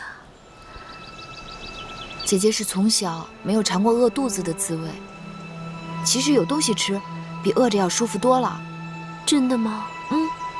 舒公主是金枝玉叶，天生就不该受苦的。像这种吃食也能将就下去的人，是自降身份，自轻自贱。姑姑若是觉得只有饿肚子才能保住大厨脸面，那你就饿着好了。但不该劝姐姐也挨饿。路上行程艰难，需要体力，不吃哪儿来的力气车马劳顿？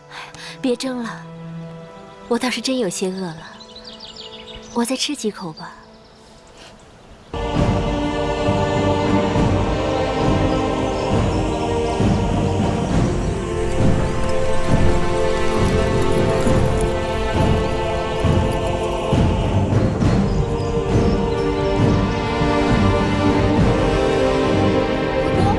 武关城到了，总算到武关了。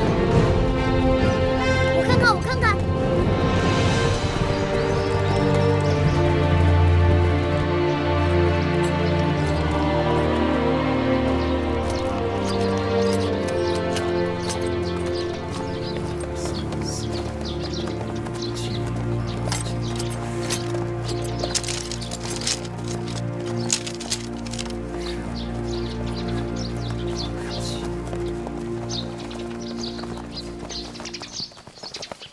蒙将军，我刚才清点了一下人数，你看对不对啊？贵女4位，女御10位，家眷6人，奴仆7人，对不对？我问你对不对？对。行了，这些人入住驿馆，剩下的人住在驿馆外。好，舒公主，请跟我来。一个小吏竟敢对将军如此大声言辞，可见其人尊卑不分，粗鄙之地，教化使人。商君之法，在秦国的边城都能执行得如此严厉，连蒙敖这种桀骜不驯的人都要恪守屈从，可见秦国纪律严明。剩下的人跟我来。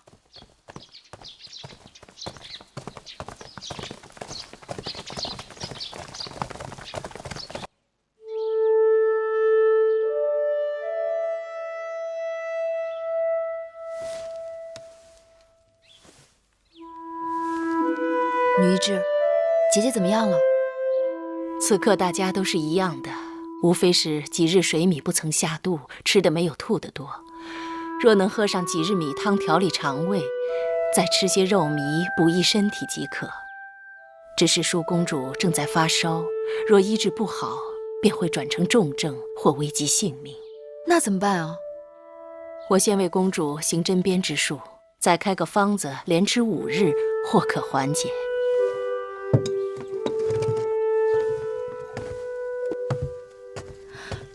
珍珠，一会儿拿着药方速去开药，尽快回来。是。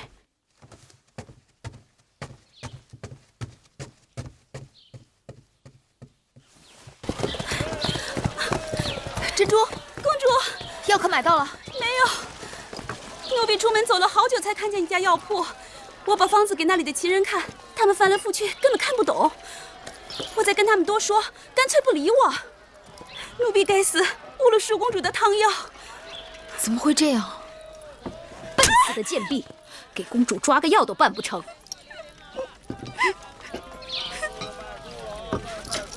哎呀，我竟然忘了，这十里不同音，百里不同俗的，这到了秦国，自然是用秦国文字。他们一定是因为看不懂女医制的方子，所以不肯理会咱们。玳瑁姑姑，咱们这些随驾的臣仆中，有哪个会秦国文字？他们都是打理内政的内小臣，哪里懂得列国文字？再说，我们楚国也算得上天下第一大国，怎的秦国人不学我楚国文字，反而要我楚国人懂得秦国文字呢？我去找蒙骜。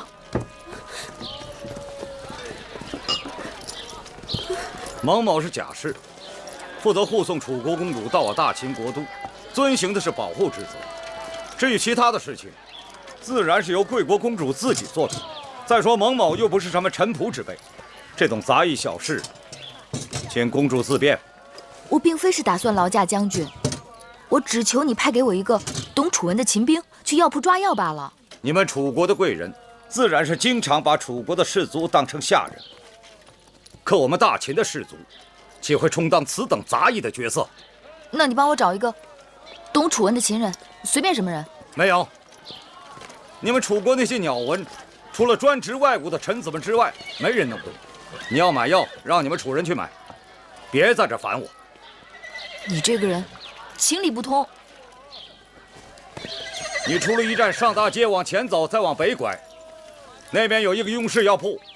那铺主是武关城内最有学问的人，你可以找他试试。要是他也不知道，那就没办法了。多谢。月公主穿婚装出行不太合适吧？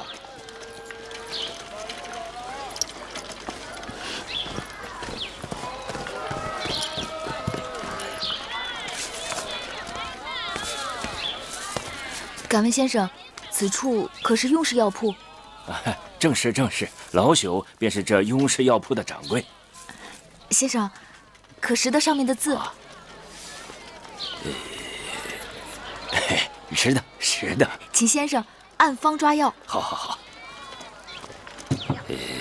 麻黄、桂枝、生姜。哎，不对呀，你这药方哪里来的？怎么了？你这药方用量有差错，我不能给你抓这个药。哎，我这药方是女医开的，医术高明，不会有误。我就不够高明吗？啊，我说不对就不对，你赶紧走吧。我这是救命的药，你怎么可以这样？什么药不救命啊？你这药方用量有差错，你这是害人。你快走吧，找开方的人再问一问。啊，公子。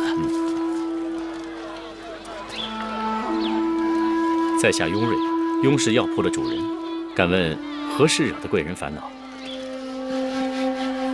听说先生见闻广博，无所不知，这是我的药方，劳烦您看看，为何你家掌柜硬说这用量有误？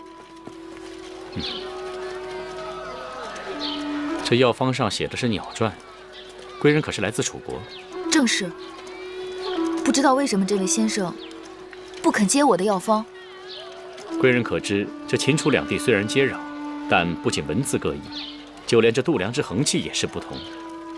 我这老仆虽然识得药方上的药名，但因为分量上与我们的惯常有差异，怕是搞错误人性命，所以不敢接此药方。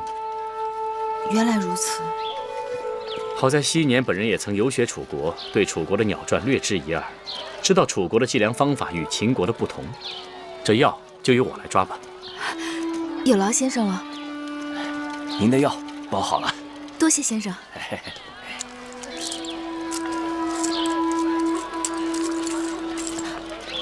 那我这楚国的钱在秦国是不是也不能用啊？也不是不能用，一般来说就是称重。不管什么钱币，大致分量都差不多。我看你初到秦地，若是要多待几日的话，定是要去兑换钱币的。那我找何人可以兑换钱币？此城的银号也是本人所开，我这里还有一些元钱可以兑换给贵人，免得来去麻烦。多谢先生。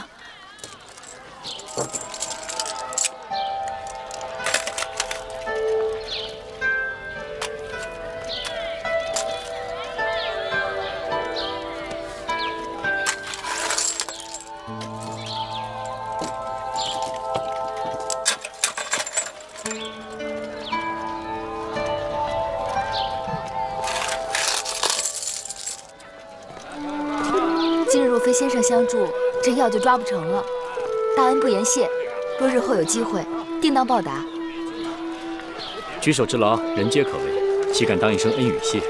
在下今日也不过是凑巧到此，能为贵人效劳，是在下的荣幸。先生姓雍，这一路往南下去是上庸，莫非您是庸国后人？庸国处于秦楚夹缝之间，早已亡国，国土被秦楚瓜分。如今的雍氏不过是秦国的附庸之臣而已。原来先生也是位公子，失礼了。你还是称我为先生吧。大征之时，故国早亡，不如忘却吧。贵人当知，如今的秦国信奉的是商君之法，周天子之旧俗，分封领主之权早已名存实亡。难得商君人亡政不息，秦人守法之严，令人叹服。人心皆爱自由，谁愿意被拘束着？秦人守法，也不过是因为商君之法苛刻严酷，所以虽然商君身死，秦人仍感觉压抑，致使不安分者、从军者甚多。这是为何？当军事，军令之下比勇气，比胆量，比杀人。秦人军功之赏高于列国数倍，所以秦人与列国征战，排除将帅的能力之外，秦人往往可以战胜数倍于己的他国军队。秦人可畏啊！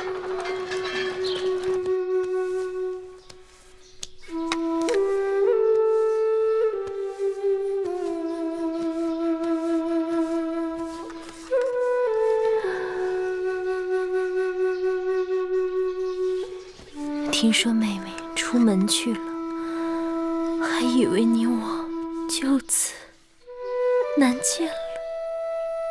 姐姐何出此言？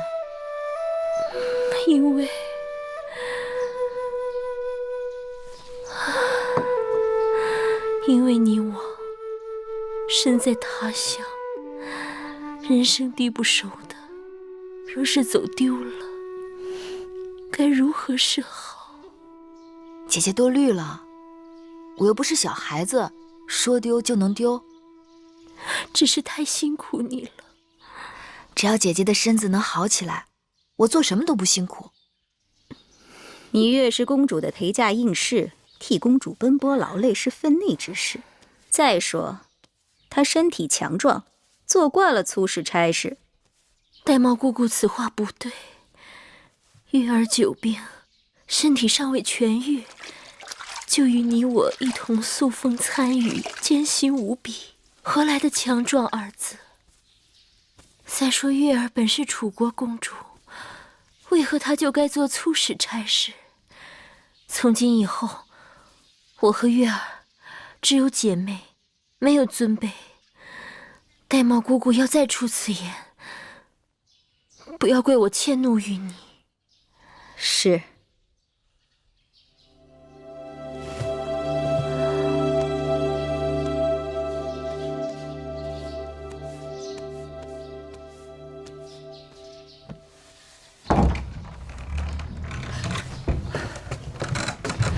你总算回来了。刚才来了一个总角小儿，拿了竹简给你，要你仔细看了。近日有时3刻去见他。见谁？他说你该知道的。那小儿呢？传完了话就走了。我追着问他到哪儿见，他一边跑又一边摇头的。皎皎黄鸟止于棘，谁从木工子车烟稀。我猜想该是黄公子派来的人，但没头没脑的几句话，什么也没说呀。这个人到哪儿去见他呀？他说了。是吗？姑姑放心，我去见他就是了。